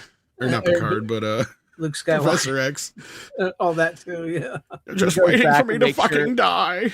He makes sure he doesn't do K-19 the Widowmaker. That's his big Oh, time thing. God. No. Yeah. Anyhow, yeah, no, That's- it's. yeah, that's my pick. I remember like when the- that release came out. That was a pretty big deal. Yeah, it was good. That old school Indiana Jones releases. I miss those. Yeah. Yeah, it's still nice to have them in a separate case. Like they put them in the book now. Is the 4K the one you said you got like that, Tom? Is it in like the book where it slides in and out? Unfortunately, because like I said, Yeah. after the fact they did the steel books, and like I said, if I'd have known they were going to do that, I'd have just bought the 3 in the steel books because they have the beautiful poster art, Mhm. and then I wouldn't have had to buy Crystal Skull again because I already had the Blu-ray. So it's Yeah, fine. so there you go. All right. Once again, I have nothing to go off of that, so I'll go with this. Well, sort of. I guess if you're looking for like a gruff guy in a hat. So I'll go with this. So I watched Werewolf, The Beast Among Us, the unrated version. So yeah, I was on a little bit of a You were werewolf. wolfing thing. out, yeah. Yeah, I Wolfing was out. wolfing out a little bit. This, if I had to bet money, I think this was supposed to be a straight-to-video sequel to The Wolfman with Benicio del Toro. You know what I mean? This is this in and of itself is a straight-to-video movie, a straight-to Blu-ray. It's one of the few from that era, from like 2000 and what year was this? What year did the Wolfman come out? I'm trying to find this. That one came out like 2000 and was it 12 or something like that? Yeah, this came out not long after it. It's even like sort of done in the same type of No, tone. 2010. This movie is a cheesy. This is a cheesy bad movie, but it's a fun cheesy bad movie. You know what I mean? This is way better than Company of Wolves. So way better than Company of Wolves. So what is this movie about? Okay, so this it's about the same time period as The Wolfman, and there's this group of hunters, as you can see here, and they're led by this guy here with the hat and like sort of Indiana Jones-esque because he's like an American cowboy type guy. A group of hunters that hunt beast. They hunt werewolf. They hunt the supernatural beings. They get told about there's this small village where there's a special kind of werewolf that where it's approaching a solstice, and during the solstice of the full moon or whatever, that this werewolf will become very powerful and that it will be able to change into a werewolf without the full moon from then on out. You know, whenever it can change at whenever it wants. So they go to the small town and it becomes like a mystery, right? They're trying to figure out who in this town, this small village, which this was actually filmed where Dracula is from, the real Dracula, Vlad Dracula, Romania, Transylvania, and all that. It's really filmed there. Even though most of the people in this movie are Americans. But no, they go there looking to find who this werewolf is, and you get this like little mystery of like, is it the town sheriff? Is it the town doctor? Is it this young boy? Is it his mother? Is it the rich man that lives up on a hill, or is it his daughter? So like, you know, it's a nice little mystery there, and it's really cheesy. It's really over the top, and it's like the werewolf looks pretty good when it's an actual practical suit, but when like it does, like they have him move around with CGI, the CGI looks pretty bad. but other than that, it's a nice, it's a nice little fun movie. I mean, what can I say? It's not great. It's not perfect. It's a straight to video. That's why I think I liked it, because it was like, even though it came out in like 2012, it reminds me of like one of those 90s straight to video werewolf type movies, but it was just had, the special CGI effects and all that of the 2000s. So no, yeah, that's about the gist of the movie. It's good. I think if you're a Universal Monster fan guy, you'll like this movie. It has there's another, let's just say there's another special monster in the movie as well. That's not just a werewolf. That's just as far as I'll say. If anybody, because I don't want to spoil this one for anybody. I didn't mind spoiling Company Wolves. That movie sucked balls. But this one, if you guys have never seen it and you want to see it, a good cheesy werewolf movie, I recommend this one. This one is good. So, yeah. You're a werewolf guy, Greg, right? Yes, I did. Like, the Wolfman is my favorite Universal monster. Nice. And I love Dracula. I love there you go. I love it. Oh, I love Dracula. I love Frankenstein. I love the Nosferatu. Those movies are spectacular. They have some of the best movies. It's just that werewolf movie. There's not so many great werewolf movies outside of like American Werewolf in London, The Howling, and The Wolfman. That's really about it for werewolf movies. Dracula and Frankenstein and all them have so many across the land. I love it. Well, yeah, the Thriller, of course. The beginning of Thriller was great. Midnight Towers. Yeah. That's what. Who released that movie, Greg? What studio did it? Oh, Universal. Nice. Oh, Yeah, I okay, can see right. where you would think maybe it is connected Werewolf. to Wolfman. It is a maybe. universe. If I could show the trailer, you would totally see that it's. I don't know if I could get away with the trailer, to be honest with you, because I don't know about the music. Let me see if I can. I can't help it, Six. I heard the wolf thing, and that's all I could hear was. Ooh, the Thriller. The whole thing was playing in my head at that point. I'm just like, shit. But hey, Michael Jackson in no way endorses the occult. No. No way. But he totally believes in werewolves. Such an unnecessary forward for that video. He doesn't endorse the occult. It's like, okay, yeah, no, we get it. Beast Among Us, and that was a Blu-ray, Greg. Yeah, there's a Blu-ray of it. Yeah, I like the movie. I'll see if I can share the trailer. If I get claimed, I'll just erase it. So let's see what you guys think about this as I play. It's old enough, you might be all right. Yeah. Blood to terrorize y'all's neighborhood. And whosoever shall be found without the soul for getting down must stand and face the hounds of hell and rot inside a corpse's shell. The demons squeal in sheer delight. It's you they spy, so plump, so right. Anyway. I wish it were October now. It was that's definitely an October movie. I've seen Wolf Cop. That movie is funny. Wolf Cop. I've seen Wolf Cop. I haven't seen the sequel, but the Wolf. It almost Cop does look like it was supposed to be like Wolfman 2, but then they're like, wait a minute, like we're gonna, because even the wolf looks very similar and it's very similar in tone and yeah. I have a feeling it was meant to be like a straight to video sequel, and then like or almost like a prequel in a way, because doesn't that take place? Because doesn't Wolfman like early 1900s? Yeah, it takes place early 1900s. Yeah, that looked more like late 1800s or early 1800s, somewhere in there. Yeah, but yeah, I mean, like you can sort of tell like there's a bit of a connection there. Like I'm think like since the Wolfman didn't do so well when it came out, maybe they just changed it or something. I don't know, but it's not great. You know what I mean? It's a cheesy movie, but it's fun. It's got like action. It's got the one dude is from Scarface with the eye patch, the Tony Montana's friend. So he's in it. And then, matter of fact, speaking of which, Stephen Bauer. Yes, Stephen Bauer. That's Manolo. Right. Speaking of which, let's see if this dude right here, who plays the Stephen Ray, he's in Company of Wolves. He's a werewolf in Company of Wolves. I mean, a dog, but he's a werewolf. Is that Stephen Ray? Stephen Ray. Ed Quinn, Stephen Ray, Guy Wilson, Nia Peebles. Yeah. Yeah. So nice. It's not a bad movie. I mean, I personally liked it. It's cheesy and it's fun. So, and I'm a werewolf guy, so and it's nice to see a werewolf. You know what I mean? Not just somebody turn into a little dog or a German Shepherd or a collie or something. It's nice to see somebody turn into a werewolf and fight and claw and stuff. Not just somebody's French bulldog running Not, across. yeah, not just some It's a little pack. dog or anything like that. So yeah. So there you guys have it. That's yeah. I'll put it on my list, Greg.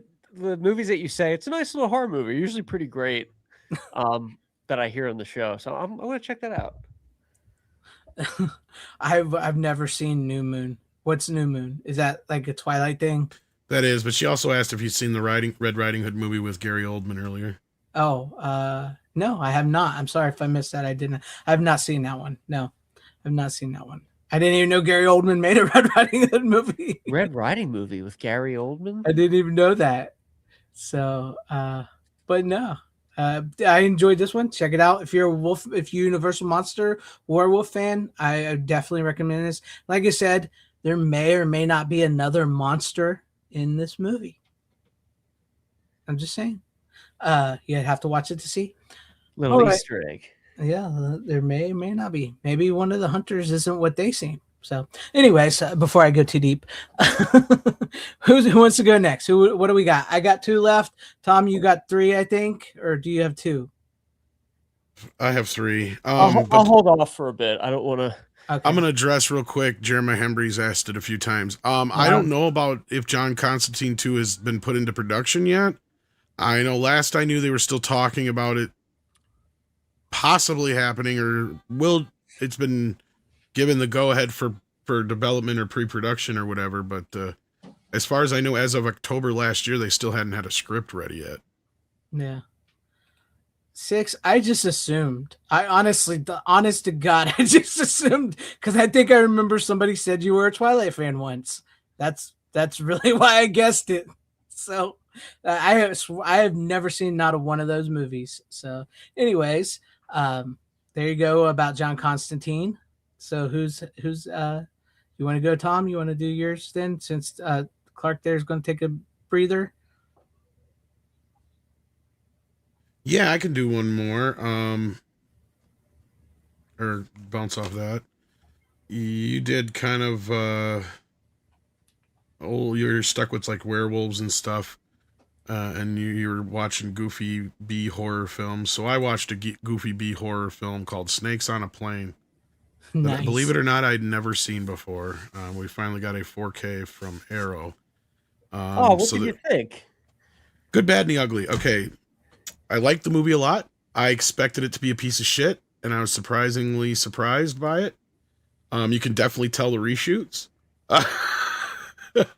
But I compared it to like Cocaine Bear. It was like this movie delivered on the promise, unlike Cocaine Bear, which was just a disaster. No, this movie was actually fun from beginning to end for the most part. I didn't even mind all the overtly CG snakes in it. The acting that is great between the cast. They clearly play it very straightforward. They know what the assignment is. This movie nails this basic idea of it's, an airport disaster film meets Gremlins with a little bit of Die Hard mixed in, and just Samuel Jackson brings it home. And The Ugly is, I don't have the Blu-ray to compare this to because, like I said, I've never seen it before. Right.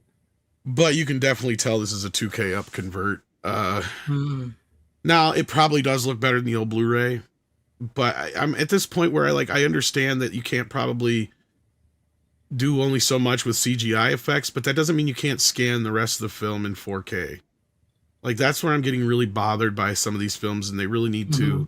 Because there's a lot of films that shouldn't be stuck this way because they do have film elements.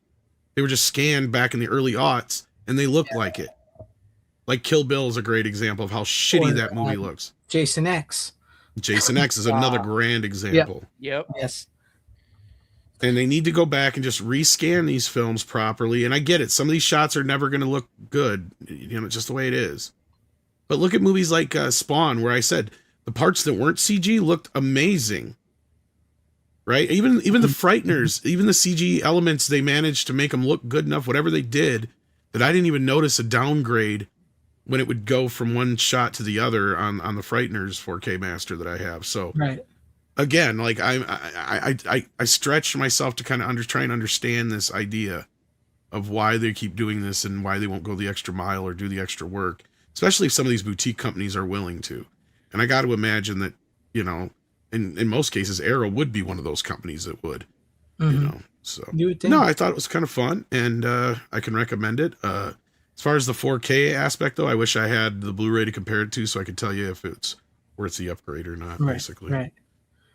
But are you sick and tired of these motherfucking snakes on this on this Monday through Friday flight, Monday through Friday flight? they're playing. Yeah, I like when they make the girl look at pictures at the end to determine what snake it was. Like, oh, that one. Yeah, okay, we got the antivirus right here for you. yeah. There's so many parts in the movie where you're just like, sure, come on. But it's just fun, like the right? whole plot in general. Yeah. It's like, if you're gonna do that, like of all things you could do to a plane to try and take it down, snakes being like. Here's the problem with that. Snakes don't do a lot. They just kind of lay there unless they're hot. And then in a plane, especially if they're in the lower part of the cabin there, my guess is they're going to be so cold they're all going to be sleeping regardless of whatever pheromone you set off. Yeah, as a snake owner, they just look for warm ground, and once they Exactly. find it, they're just gonna sleep. You know exactly what I was talking about. So, like, unless there's some way that they know that there's heat to get to the heat, they don't care. They're just going to sleep. They just want to sleep. That's a good point. Because it's really cold down there. I mean, people don't stop to think of that. It's, like, pretty cool down in there in the cabin area. They're not going to come after you. It is fun. It is funny. It is funny. Was that big hit at the office? Brian Barth wants to know. I wonder if I don't. From my memory, it wasn't wasn't as big as they were hoping, because what happened is that this is one of the first times I remember the internet influencing a film, because the announcement or the first trailer or whatever came out for it, I can't remember which, and everybody's like, well, if you don't have Samuel L. Jackson saying, I'm so sick of these motherfucking snakes on this motherfucking plane that I ain't going to see it. And so they went back and reshot it, a few scenes with swear words and gore. And like I said, you can kind of tell the shit that was added. Mm-hmm. It's kind of obvious in some shots specifically. Like that one is one of the worst, because you go from like the movie and then all of a sudden it just jumps into a very close up of Samuel Jackson. It's like they didn't even try to bother to match the lighting or anything. Just no lighting, no background. Just put his face there. Well, and it does have a background, but it's all fuzzed out. Just kind of like, okay, we're like, it's almost like they took him into the office and to the kitchen in the office and like, okay, this kind of looks like an airplane if we fuzz it out enough. Just say the line. Just say the line, yeah.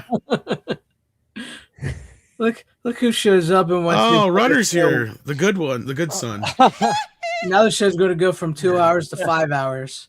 But yeah, I don't have much else to say other than that about it. I didn't watch any of the special features, unfortunately, but there's a shit ton of them here. Nice. So yeah, I mean, as usual, Arrow looks like they go all out. So yeah.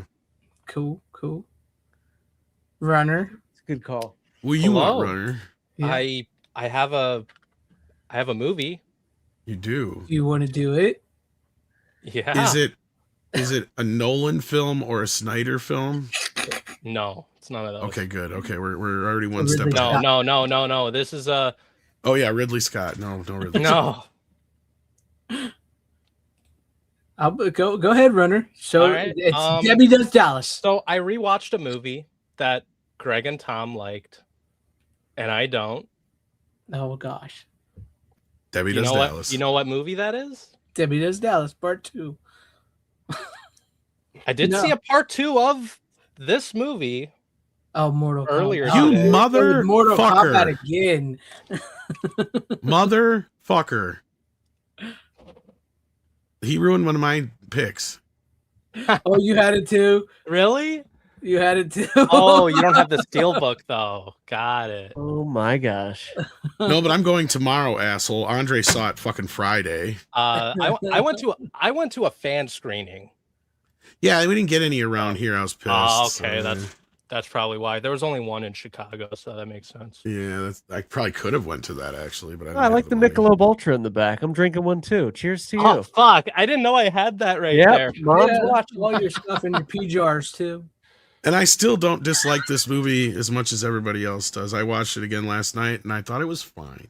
I still like that. I haven't seen that one in a while though, but I'd like once again. I have to tell people this too because I'm not a gamer. Well, I get people's complaints about why. being, gamers. Like I thought the Resident Evil trailer looked pretty good, but I'm not a gamer, so I don't have that connection to these movies like that. But I completely understand people because I have those connections with other things. So I'm not going to knock you. Yeah. Well, I will say, as painful of a rewatch as that first movie was, having seen this new one, god damn, it's this might be the best like video game adaptation I've seen. We just have to understand that this first movie here is just basically the Scorpion origin story, how Scorpion gets back from hell. Mm-hmm. Right? See, and that works because like the beginning is great. The first, Speaking of G.I. Joe, the first like 5 minutes are fucking great. And spoilers. What spoilers? I know all about it because of Andre's review, but yeah. I was gonna say I'm not talking about the second one. Yeah, I know all about the second one already. Unfortunately, unfortunately. Oh, because he dropped the spoiler. I don't know anything about the second one, so. Oh, I think you just picked up on what I was throwing down, though, didn't you, Greg? Yeah, I was getting where you were going. Yeah, go. Yeah. Go see this movie if you did enjoy the first one, and if you didn't and you're a fan like me, I think you'll have a lot of fun. Honestly, this is the best Mortal Kombat adaptation, the new one that I just saw. I think it's better than the 95 one. No, that's high praise. Yeah, I mean, it shouldn't be that hard to do, but they fucking did it. They fucking did it. I love the 95 film, but I'm also like with my, I don't have like rose tinted glasses for certain shit like that, where it's like I can look at it objectively now as like there's a lot of wrong in that movie. I mean, as a film, like there's just certain points where it just doesn't even make sense because like you got characters that are together 1 minute and then they're not the next, and it's just, and if you find out that movie was just under complete a disaster when they were trying to make it, it makes sense. But I love it because it looks like the game, it feels like the game. But I also enjoyed the new one, and I just didn't understand the hatred for the new one. I'm just like, geez, why is everybody hated so much? To me, I'm like, I've been waiting for a Mortal Kombat movie like this. We saw a bitch get cut in half the long way. Like, well, okay, that's the best fucking. That's one of the better parts of the movie. But like it. But here's the thing: like this new one, it really embraces that kind of violence. The fatalities and all that. Like, so many things are done so much better in this new one. I don't know what to tell you. It's just like that was like a truly like well done adaptation with some liberties. There are some, but they're done well. That's the other important thing. Like you can take certain liberties and make it work. Like, they took a huge liberty with Johnny Cage and, the age gap and shit, and it actually fucking worked. Like, Carl Urban fucking knocked it out of the park. That's what I was like. I mean, here's a spoiler. You know what they did? What? They basically turned him into Van Damme. Van Damme is who's supposed to be in the first one. I know. Well, at least what Andre was saying is what it sounded like, because he compared him to Steven Seagal. I'm like, are you serious? It's like, no, it sounds just like they just basically made him Van Damme. Steven Seagal had more success than Van Damme, technically. I said, the funny irony of it is I think Van Damme's most successful box office film is a flop. Street Fighter. Yeah. And and that version of the character is basically at like a low point. He's not young and super egotistical movie star. Yeah, and I can't remember which version of that is in the games, but I think they use the same version in Legacy from my memory. So yeah. Well, it's a little bit different in the games because like in X and 11, he's like much older, but he already like has a kid and shit. So it's a little bit different. So it's because like they set him up the same way in the Legacy one, Mortal Kombat, the one that was online. Yeah, I've only seen clips of that. I haven't seen the whole thing. But I mean, hey, at least you guys are saying that the new one sounds good. So I was gonna say, like, I wish I could talk about it more, but you guys haven't seen I it. haven't seen. Yeah, I haven't. I know I do want to see it. It's worth seeing in a theater. And I will say this: if you're a fan, man, like, go see this in IMAX. IMAX was great because they actually like, you know how they like change the aspect ratio sometimes Mhm. in like a shot. They do that in this movie at times, and it's like it's very similar to the game where they change the aspect ratio when you're like about to fight someone. They do Hopefully it in they this do it in movie. my IMAX because you saw it in the real IMAX. I'm going to see it in a Fomax. So yeah, Yeah, I don't know, but yeah, it was really because good. they fucked up Dune 2, I found out. So yeah. Mhm. Okay, I saw Dune 2 in Dolby, so you can't. Well, speak to depending that. on which kind of IMAX you saw it in, depended on which version you saw of the film. Because like certain Okay. IMAXs, like the fake ones, like mine, I guess were just zooming in, so you weren't actually seeing it open up like it was supposed to, and you were actually Okay. missing the sides when it was a widescreen picture. So like Yeah, that's because I okay. was like, yeah, no, it didn't change aspect ratio at all for me in the entire film. So like, yeah, so I'm hoping they don't have that with Mortal Kombat tomorrow. So Yeah, I don't know what they'll do there then, but yeah, if you go to an IMAX screen, at least the one I went to, like, and there's other shots where they blow up the IMAX, and I'm like, oh man, this is just like beautifully shot too. I mean the production value, like that is even so much better. Like, and it's like fuck, it looks like Mortal Kombat. you know People what, are Runner? fight- One of these days, one of the next big IMAX movies, I'm gonna have to just say fuck it, and I'm gonna have to come down to Chicago and see an IMAX movie with you in a real IMAX. I'm just Oh, gonna have to okay. decide what it is.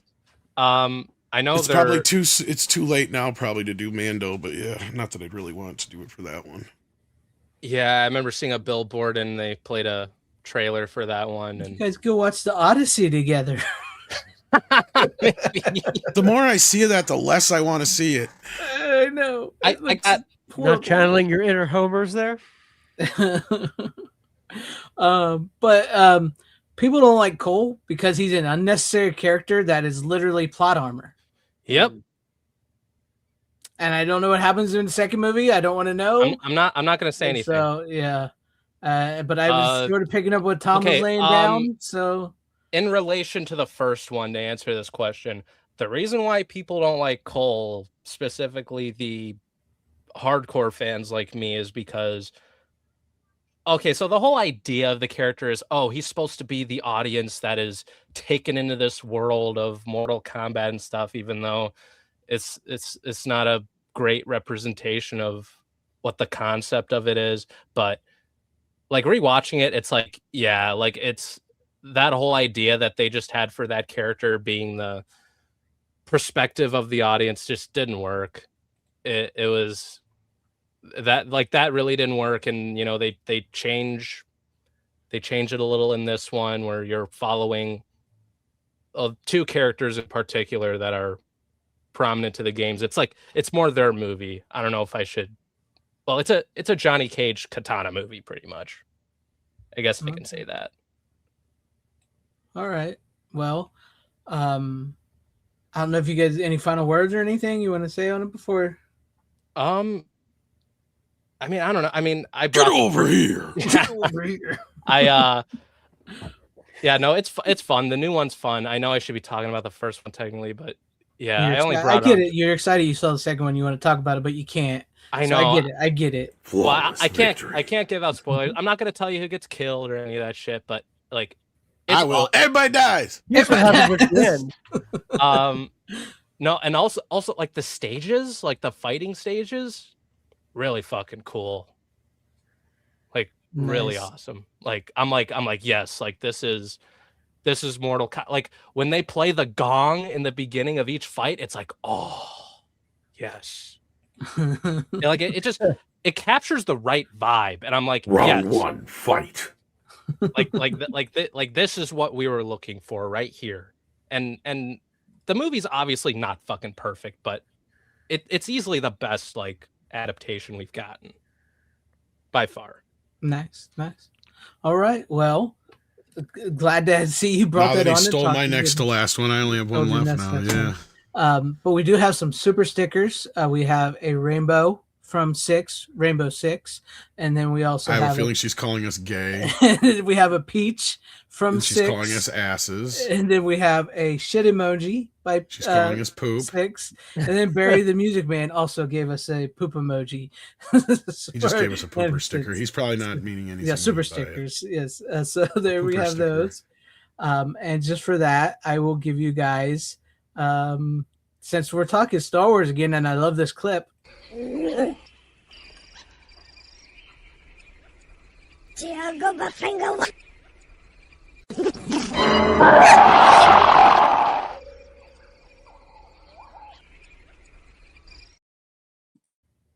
you walk. Nice. Ewok shouldn't mess with Hawk. What can I say? Hawk angry. Don't mess with him. All right. Where do I go off of that? Clark, you want to do yours? Sure. You got one left, right? Yeah, and it's a doozy. Oh boy, what do you got for us? Uh-oh. All right, so this is a film that a little out of place this time of year for me. I usually start off Halloween season watching this film, but I did recently get it on 4K. It's an older 4K, 2019, but it is Children of the Corn. Nice. Oh, I got that Nice. one, but I haven't watched it I think yet. you might have talked about this one. I don't remember. No, I haven't brought it on yet. I haven't watched it. Those fucking kids scare me. Jedediah. So, you know, Children of the Corn, it's a solid watch. It's probably just okay in the big scheme of things. It was kind of when Stephen King was kind of peeking out from his early, you know, on the scene kind of bursting out phase, and it kind of went a little downhill and picked up a little bit later. But Linda Hamilton, aside from a earlier scene, which is kind of long, where she's singing in the hotel, it's kind of weird pacing. It's a fun little ride. It's just one of those movies, you know. Yeah, I mean, I enjoyed it. It was one of the first horror movies I saw as a, you know, prepubescent, early teen or whatever. So it's kind of got a little soft I spot. got the for it. VHS. Do you? Yeah. Yeah, I got the VHS. Great cover art. It's fun. Yeah. It's a fun ride. I don't think so. The film was theatrically released. I think the sequel was, but I can't think of a worse, like, terrible movie to decent movie ratio franchise than Children of the Corn. There's There's like 20 of these, and they there's keep so redoing many. None of them are good. them. No. There was one from I think like 2020 maybe, that like I turned it off after 5 minutes when they were like, the kids are screaming, just put like a fire hose in the school. Like, it made no sense. It was so bad. But this movie's good. The quality on this looks pretty good. This is a let me see here. It was the original camera negative that they scanned it from, but it didn't have too many bonus features that I haven't seen before. There's an interview with the director. They talked about the making of. It's all stuff that you can find on pretty much previous releases. But it was good. Quality was good. Malachi is always great. Setting, always creepy. And I still laugh. One of my favorite lines is when Isaac is screaming, "Seize him!" And his octave voice is like 8 octaves higher than it should be. He who walks behind great. them. But I will just say, if you haven't read the book, it's Children of the Corn is actually a novella from, I think, Night Shift, one of them, Skeleton Crew, one of King's, and it's a lot more darker than the film. I won't give any spoilers, but I read the short story first way back when. Maybe reread it once or twice since, but it's pretty good. And they do mention Hemingford Home in there, which, of course, as we know, is from The Stand, my all-time favorite. But yeah, so I like Children of the Corn. I don't know. Do you guys revisit this ever? Or? I haven't seen it in a while, but I remember liking it and having it. I know it gets a lot of crap. Children of the Corn does get a lot of crap. So, you know, it's not like particularly great film, but it's a fun watch. You know, it's a classic Stephen King. It's been a while. Watch. But yeah, I mean, the kid always, like, Malachi and them always legitimately scared me. Like Tom said, they legitimately do scare you. So yeah, I think one of the things too that it gets a lot of crap for, and rightfully so, is kind of the premise of they kill the parents and like nobody Yeah. finds out. Like, I mean, eventually a tax receipt would have to come, or a Yeah, the distant way it all plays relative or out. somebody be like, why is there no electricity in this town anymore? Like, you know, it would make more sense if it were like the 1800s maybe than the 1980s, Yeah. because you can't really disappear a whole town without like somebody knowing. And the other thing about this film, I won't give any spoilers, but It's it not does. technically true in the Stephen King world. Right. Right. That happens a lot, and that will actually be brought up. So Yeah, I mean, there's so many references to that. But the one thing that's kind of funny and also slightly irritating about this film is the way it ends. I won't give away what happens, but it kind of just stops and the credits roll as if they ran out of money, and you're like, Yeah. oh, I guess that's it. It just like stops. yeah, But you know, file out all the tax returns. but I will say the one thing I did walk away this viewing after watching it in 4K is it is shot the way lighting, gaffing should be shot. I mean, it's basically there's settings in morning, day, nighttime, inside, morning, outside, you know, daytime, exterior. They're all lit very well. Like you feel like, yes, that was shot in the morning. Yes, this does look like at night. You don't see, you know, terrible overhead lighting like in reflections. They did a really good job cinematography wise of shooting this and giving the feel of the time of day. I felt that way better watching in this quality. Like it was, they did a really good job. There's a few scenes where they're in like a basement or a shelter, and it's lit as if it was lit by like candles. Like it was really well done. Arrow does a great job on their releases. So yeah, I was very, very impressed. I was really happy with the 4K. Yeah. But yeah, so Children of the Corn, kids, if you haven't seen it, give it a shot. Give Stephen King a few bucks. Well, I don't know about giving Stephen King a few bucks, but I mean, the man doesn't need any. He's kind of cuckoo now. So, a little bit. So I don't know about that. He needs to go back to doing drugs. Get back on the cocaine, Stephen. Yeah, that's so much better. give me another Cujo caliber film, you know? Get coked up and give us a good story. He is Not tweeting. No offense to anyone that is a fan, but he has gone off the deep end. Yeah. But yeah, that Some early nice stuff, the drug years were great. They were. Yeah, but it's fun. Children's Corn. And out of the sequels, I've only seen a few of them, but there's the third one is Urban Harvest. It's actually not a bad. It's probably the best sequel to the franchise. It's not a bad like set alone story. They take it into Chicago and like they kind of blend in an urban setting, and it works. But I've not seen the sequels in like it's been way longer for the sequels than I've seen the original. The original I've seen, I can remember bits and pieces of it for the most part, and remember doing it. I remember getting up to a certain, I don't even remember which one, and just like, no, I'm done. I'm absolutely done with these. Probably I haven't the seen best the sequels in years. So yeah, probably better to stay alert from the sequels. yeah. But yeah, thanks for letting me rant about that. Children of the Corn, it's a good one. Very happy with it. Well, I sort of have something to go off of that for you, for that I have here. It's Stephen King related, and I have, let me get my stuff here. I have It, Welcome to Derry. My camera. Oh, is that the blurry. first season? Yeah, it's my camera's going all blurry on me. Nice. Yes, it's the first season. I got the still book here of Pennywise. It comes with some stuff. I'll show you here. It's here. Here. It's the back. It's a 4K. There. And then it comes with some cards from the Derry. It begins here. Welcome to Derry. Show off these real quick. Let's see. We got the little slip with all the information there, and I dropped it. They all have the same on the back, but it's like this. Visit the town everyone's dying to see.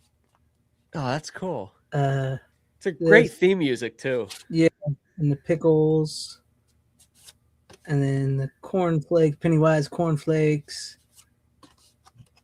Main Street Delights, Craving So Good They're Scary, the theater, and that's that. But yeah, that's where it comes to. That's what they got there. As far as this series goes, I do actually like this show, but I do have complaints about it. To me, the Tim Curry one will always be the best. That will. I mean, I know Agreed. that there's. You see that when you see that as a kid, it sticks with you. It's the lizard part of your brain where you have this connection to it, and no matter what they do, it's never going to be topped. It just is what it is.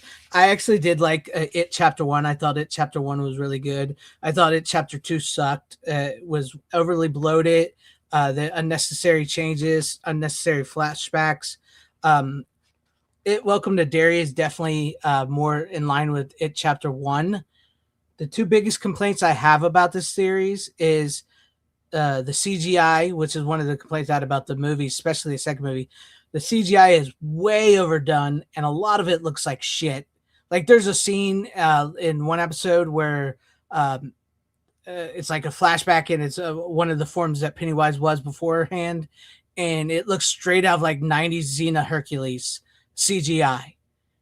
And as somebody who's a fan of nostalgia, that would have been like cool if you were doing like something. But this is it. Welcome to Derry on an HBO massive budget, and it looks that bad. The CGI looks that bad. Just forego that, or I don't know. It's just I thought that was kind of dumb. And my second complaint about this is this is set in like the 60s. There's absolutely no reason to bring it up modern day political bullshit in this series, right? Everything with like the racism and the Indian, that's all fine. That's all in the books. That's not what I'm talking about. When they start talking about like say make America dairy, you know exactly what they're talking about. And that there's absolutely no reason. There's absolutely no reason to bring that up in the story. Absolutely. I mean, it makes no sense in the context of a story set in the 60s to bring in modern 2026 the celebrity political bull crap. Right? I don't need that in there. Greg, I'm sorry to interrupt. I just got to echo what you're saying. It's so on the nose when they do that too. You're like, all right, okay. Yeah, it's so on the nose. I so get on it. The nose. Yeah. It's like, okay, I get it, but time and a place. Yeah. We're talking about It Welcome to Derry, a 6. It Welcome to Derry. No, but it does take, I won't lie. If you weren't quite a fan of like It Chapter 2 or the new It movies, you may not like this. I did think Bill Skarsgård is great as Pennywise. Once again, I think, Tim Curry's still the better of the two. It does take a minute for this show to pick up. I won't lie about that. It's only like 10 episodes, though. It does take a minute for this show to get going and where it needs to be going. But once Pennywise does show up and the show gets going, it's really good. It gets really good. It's like that's just my two biggest complaints is the CGI is overly overused, overdone. Some of it looks horrible, and the modern day political BS needs to be taken out. Just take it out. There's absolutely no reason for that to be in the show. But other than that, yes, I like this. I can recommend it. You can get it on Blu-ray and 4K. This is a steelbook. I don't know if you can get the steelbook anymore, but it does have a standard 4K set and a standard Blu-ray set. But those do not come with the postcards. So there you guys have it. I figured since you did Children of the Corn, I'd do my Welcome to Derry. So there you have it. Good call. Good segue. Yeah. Well, and your show takes, unless Runner has another one. Yeah, Runner, do you have another one? Nah. Okay. I've been extremely busy since the last time I was on here. Well, your show took place in the 60s, and so does my movie, the last one, Once Upon a Time in Hollywood. And of course, I have the nice, fancy, fancy one. Look at that fancy thing. set. You have that. That's awesome. Look at that thing. What are we talking about here? We got I have the steelbook for this movie. and a It's Mad so magazine. Look at the size of it.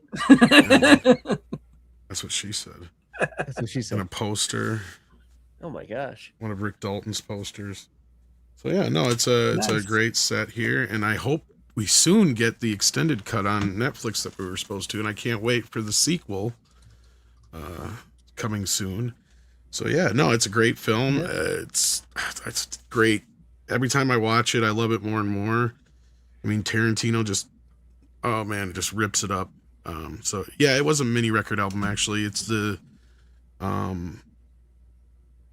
songs is it?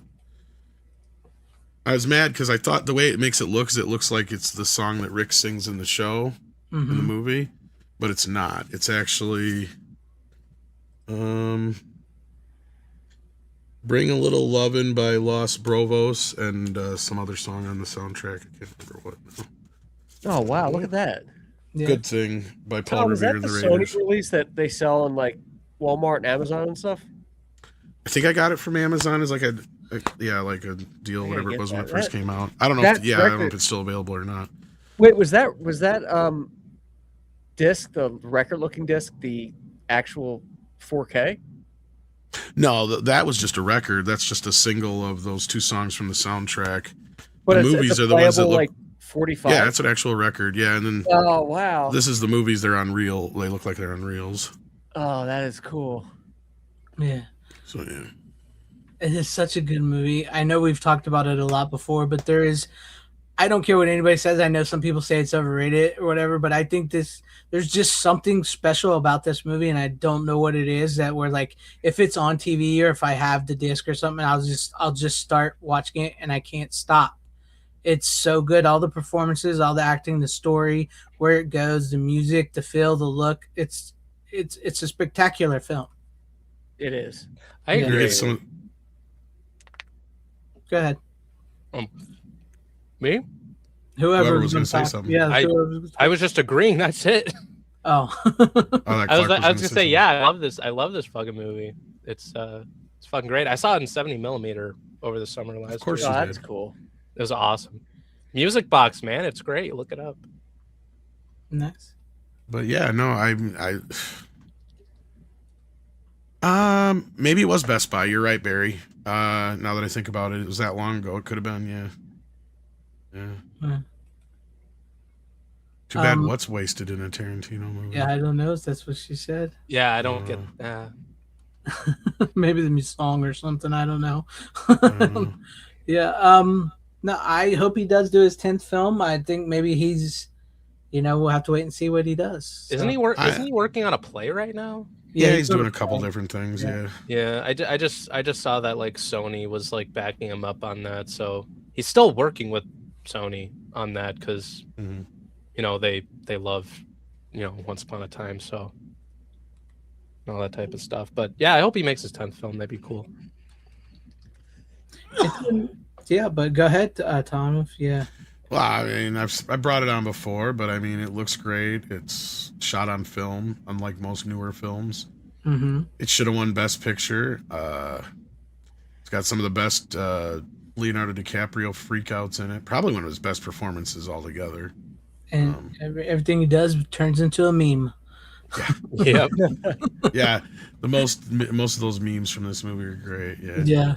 yeah. I mean, let's be real. Like the final scene when they show up and like Rick Dalton's there and he's just like laughing and he's got that can in his hand and he chucks it at that girl. It's such a great scene, great final scene. I love Tarantino's history revisionism where he changes. Hey, I know you. Yeah, no, that's right. I'm the devil, and I'm here to do the devil's work. No, that ain't it. Yeah, Something no. dumber than that. Tax. Yeah, that's it. Tax. So good. That's it. Oh, it's Hey, so wait a minute. good. And I know you. I recognize your white little face. And it's funny is like that movie, like almost every one of the Manson people all became huge stars. Like the guy that played Tex went on Elvis. He's I can't think of his Austin name. Butler. Austin Butler. He's Yeah, Elvis. Did yeah. everything. Sydney Sweeney's one of the girls. Mikey So is Madison. Mikey Uma Thurman's Madison. daughter is Uma too. Thurman's daughter's one of them. Mikey Madison's one of them. Yeah, Mikey Like, all Madison. these people went yeah. on and became huge, like sort of celebrities in their own right. Yeah. Yeah. Yeah. And I think isn't like Lily Rose Depp one of them too, or No. no, Kevin no, Smith's daughter. That's it. Kevin Smith's daughter. That's Yeah, it. Kevin Smith's daughter. Yes. Yeah, yeah, Yeah, and, Harley Quinn Smith. yeah. Is it one of the Fanning sisters as well? Is Yes. Yes, she's Rhoda. the one that's fucking the blind guy. Yeah, the old guy. Yeah. Yeah. Yeah. Yeah, that's true. That really legit happened. Yes, Margaret Yeah. Qualley is also there. And yeah, she's in that too. I forgot about that. Yeah. So like that was filled with like young Hollywood. It's amazing. So, I'm too speaking of old which- to go to jail for poo-tang. Yeah. Like talk about old Hollywood meeting new Hollywood, legit there. So Yeah. yeah. If I get into a Yeah. fight and I kill somebody, I go to jail because I'm registered as a lethal weapon. Anybody gets in a fight with anybody and kills them, they go to jail. It's called manslaughter. So many people were so pissed off over that scene. I know, but if you listen to Tarantino explain it, it makes so much sense. It's just like, oh God, get over yourself. It's another one of those like hero worship moments. It's like Bruce had his moments too. Don't get me wrong. In fact, that's, as far as I know, loosely based on an actual thing that happened on the set of Green Arrow, when one of the stunt guys was getting tired. The head of the stunt guys was getting tired of Bruce getting a little too rough with his guys. So I guess the rumor was they got into a little fisticuff out back. But like, yeah, Bruce was known as a braggart and a show off, and he had a chip on his shoulder to prove that he could do this shit. So I mean, I totally can see that, and people just need to understand that. I mean, it was a different time for him too, right? I'm not saying it's a bad thing necessarily. He had a lot to prove to a lot of people, and he got a lot of shit because of who he was and being, you know, half Chinese American and whatever. You know, it's like, you know, it was tough for him to try and break into it, but he was the first of his, you know, of that era to kind of really break through the barriers that a lot of guys don't realize. So, but did I see Green Arrow? I meant Green Hornet. Green Hornet, yeah. All right. Well, do you have any other ones? I just love the movie altogether, like you said, about like just the little revisionist history that Tarantino does to just kind of tweak it. And yeah, it's nice. You know, his way of making these kind of movies. It's like, at first I wasn't quite sure, like with Inglourious Bastards and stuff like that. But then I guess this and Django and Inglourious Bastards are kind of like movies that people would watch in the Tarantino verse, if that makes sense, I guess, or something like that. Or I don't remember exactly how it goes. I'd have to go back and look at it again. But it's just an interesting kind of like you know, kind of like if you know kind of thing. Otherwise, it doesn't matter. You can still enjoy his films either way, or not if he's not your cup of tea. You know, as a big Tarantino fan, I've had to learn that a lot of folks are not into his style. So no. Yeah. But I mean, I will admit he created something here where this universe has kind of lived on longer than, I know, like you just mentioned, he has this Tarantino universe where like his movies are like, these are the movies his characters would watch or whatever like that, like you just mentioned. But this is like one of the first projects I've seen where he's expanded on it. You know what I mean? Like he wrote a book about it that explores some more Rick Dalton. Now you're getting a sequel that he wrote, even though he's not directing, about Cliff Booth and everything. So this fake world he said, this alternate world, I guess you should say. Okay, so this is actually his real world. Okay, so these are the movies that people in his world watch. Yeah. Kill Bill, From Dusk Till Dawn, Death Proof, Planet Terror, Machete, Machete Kills, and Curdled. So there you go. The rest of them are actual happening movies, I guess. So like they're his history. Right. And it's interesting. All right. Well, it's kind of cool how this movie he likes to take real things and mix them with, you know, stuff that he invented, and it just adds to the legitimacy of it. And he kind of is like just doing this fan thing that a lot of us did growing up and a lot of people do now on the internet, where they just kind of make up, you know, fan concepts of this, that, or the other. If so-and-so made this movie, or so-and-so made a movie like this with this person, and, you know, stuff like that. It's just, it's kind of neat to see the what if kind of aspect to it all. And it is. He doesn't take himself too seriously like some directors. So that's the beauty of it. Yeah. All right. That's all I got, kids. I have one more pick. Nobody else have any more? No, I didn't really have a goofy bad one this week, unfortunately, because I thought Snakes on the Plane was going to be the goofy bad one. And, no. All right, well, I guess I'll end on a. I guess I can say McClunky. McClunky. I guess I'll end on a certain note here. Sorry, it's just I have Full Body Massage starring Mimi. For a second there, I thought that was a Twilight movie. No, Full Body Massage starring Mimi Rogers and Brian. You literally just brought on some softcore porn, man. Like, no, what actually, the fuck? no, it's not. I thought that was Demi Moore for a minute. No, it's Mimi Rogers. Technically, I mean, it's not porn at all. It's not something. I said softcore. It's sort of. I guess you could Skinamax style. This is what you would call. This is a very grown-up movie. This is what I would call an artsy. Grown up and artsy. That's what I used to tell my mom too. No, I get what you're saying. This is legitimately really grown up and artsy type of Skinamax movie. I'll straight say that. It says definitely it was a show. It's like Emmanuel and not hot bikini wash. There's no sex in this movie. There's no sex in this movie. Oh, false advertising then. What the fuck? No, but Mimi Rogers. It's like the last fucking place I went to for a massage. No happy ending. There's Money no sex back, in the movie, but please. Mimi Rogers is naked the whole damn movie. You could see every See, there's still an element of it. Still I'm an not element. Mimi wrong. Rogers is naked the whole movie.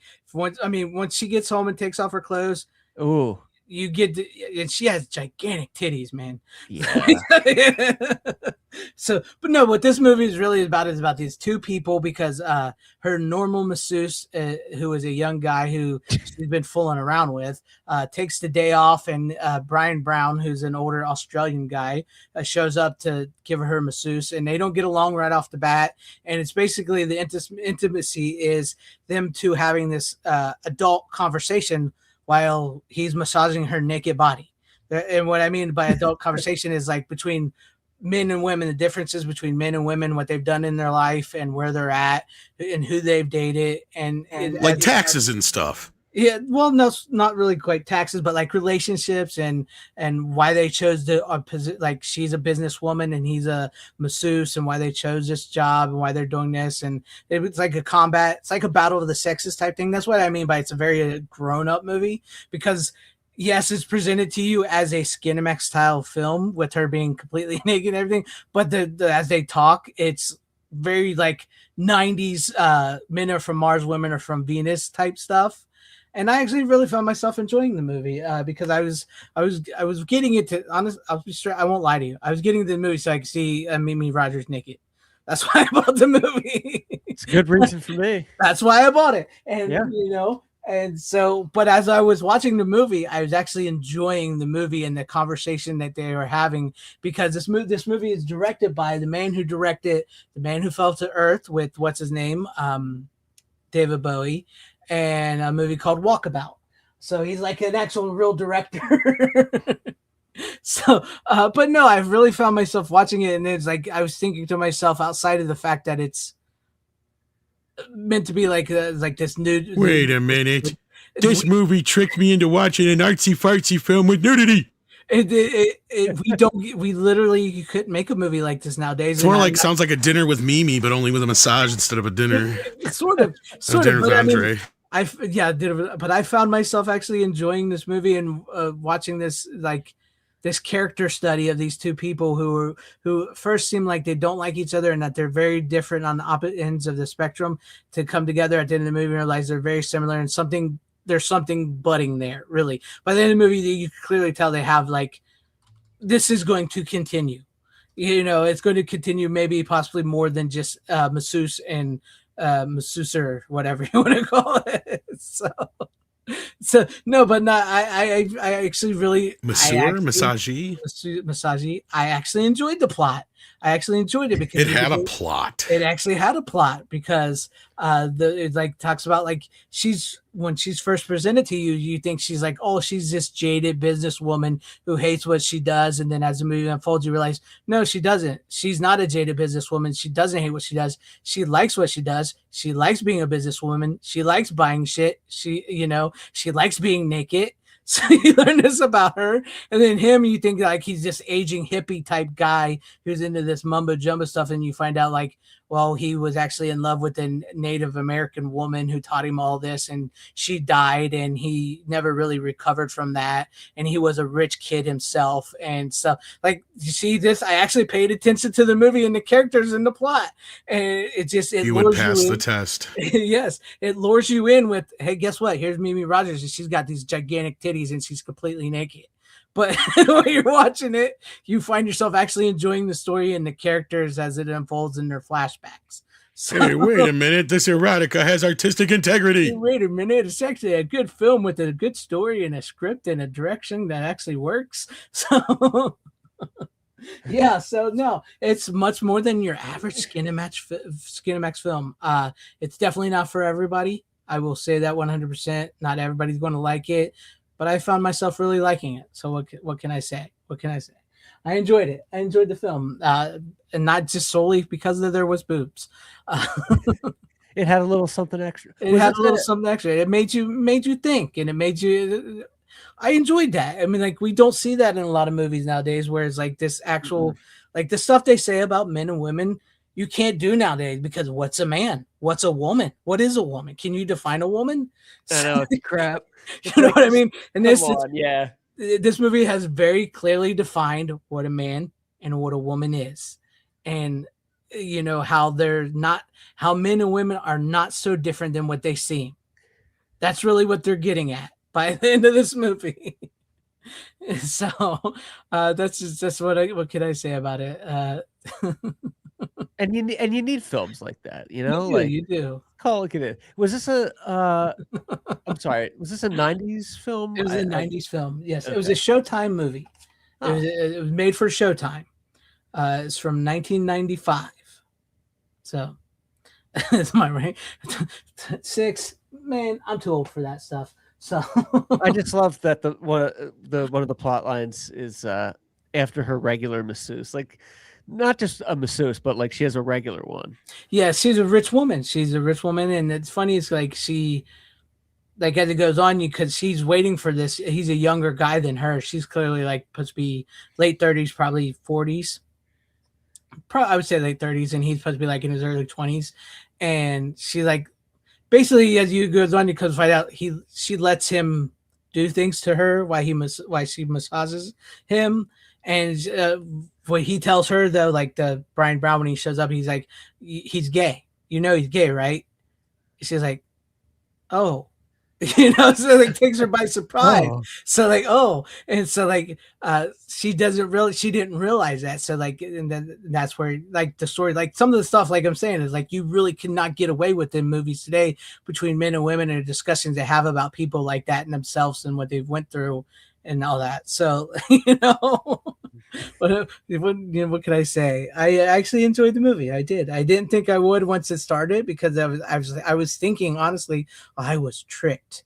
As I watched the movie, I was like, oh, this is actually a really good movie. So this was a blind buy?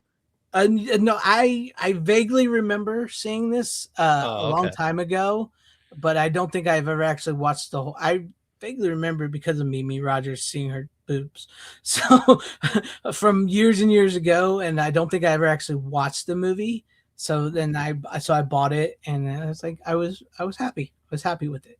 Interesting. So, yeah. Not much else I could say about it. I know people. I know. What could I say? But it was actually a good movie. They do. It's a great. I mean, it's a fearless performance by her to do this entire movie like that. But they do it in a way. They definitely trick you. This is a movie that tricks you into thinking, "Oh, she's naked." Yeah, and oh, okay, I see where we're going with this. So. What can I say? It does trick you. It does trick you. But that's all I got for you guys. I'm done with it. I've talked too much about it. So there it is. Thus is the end of the show. Thank you, Tom. Thank you, Runner. Thank you, Matthew Clark, for being here. Thank you to everybody in the chat hanging with us. Everybody at home. Go watch Full Body Massage. Have a good time. Thanks for having me. So. Does not have a happy ending. Technically, it does. Fatality. The happy ending that you want. No happy ending to be had.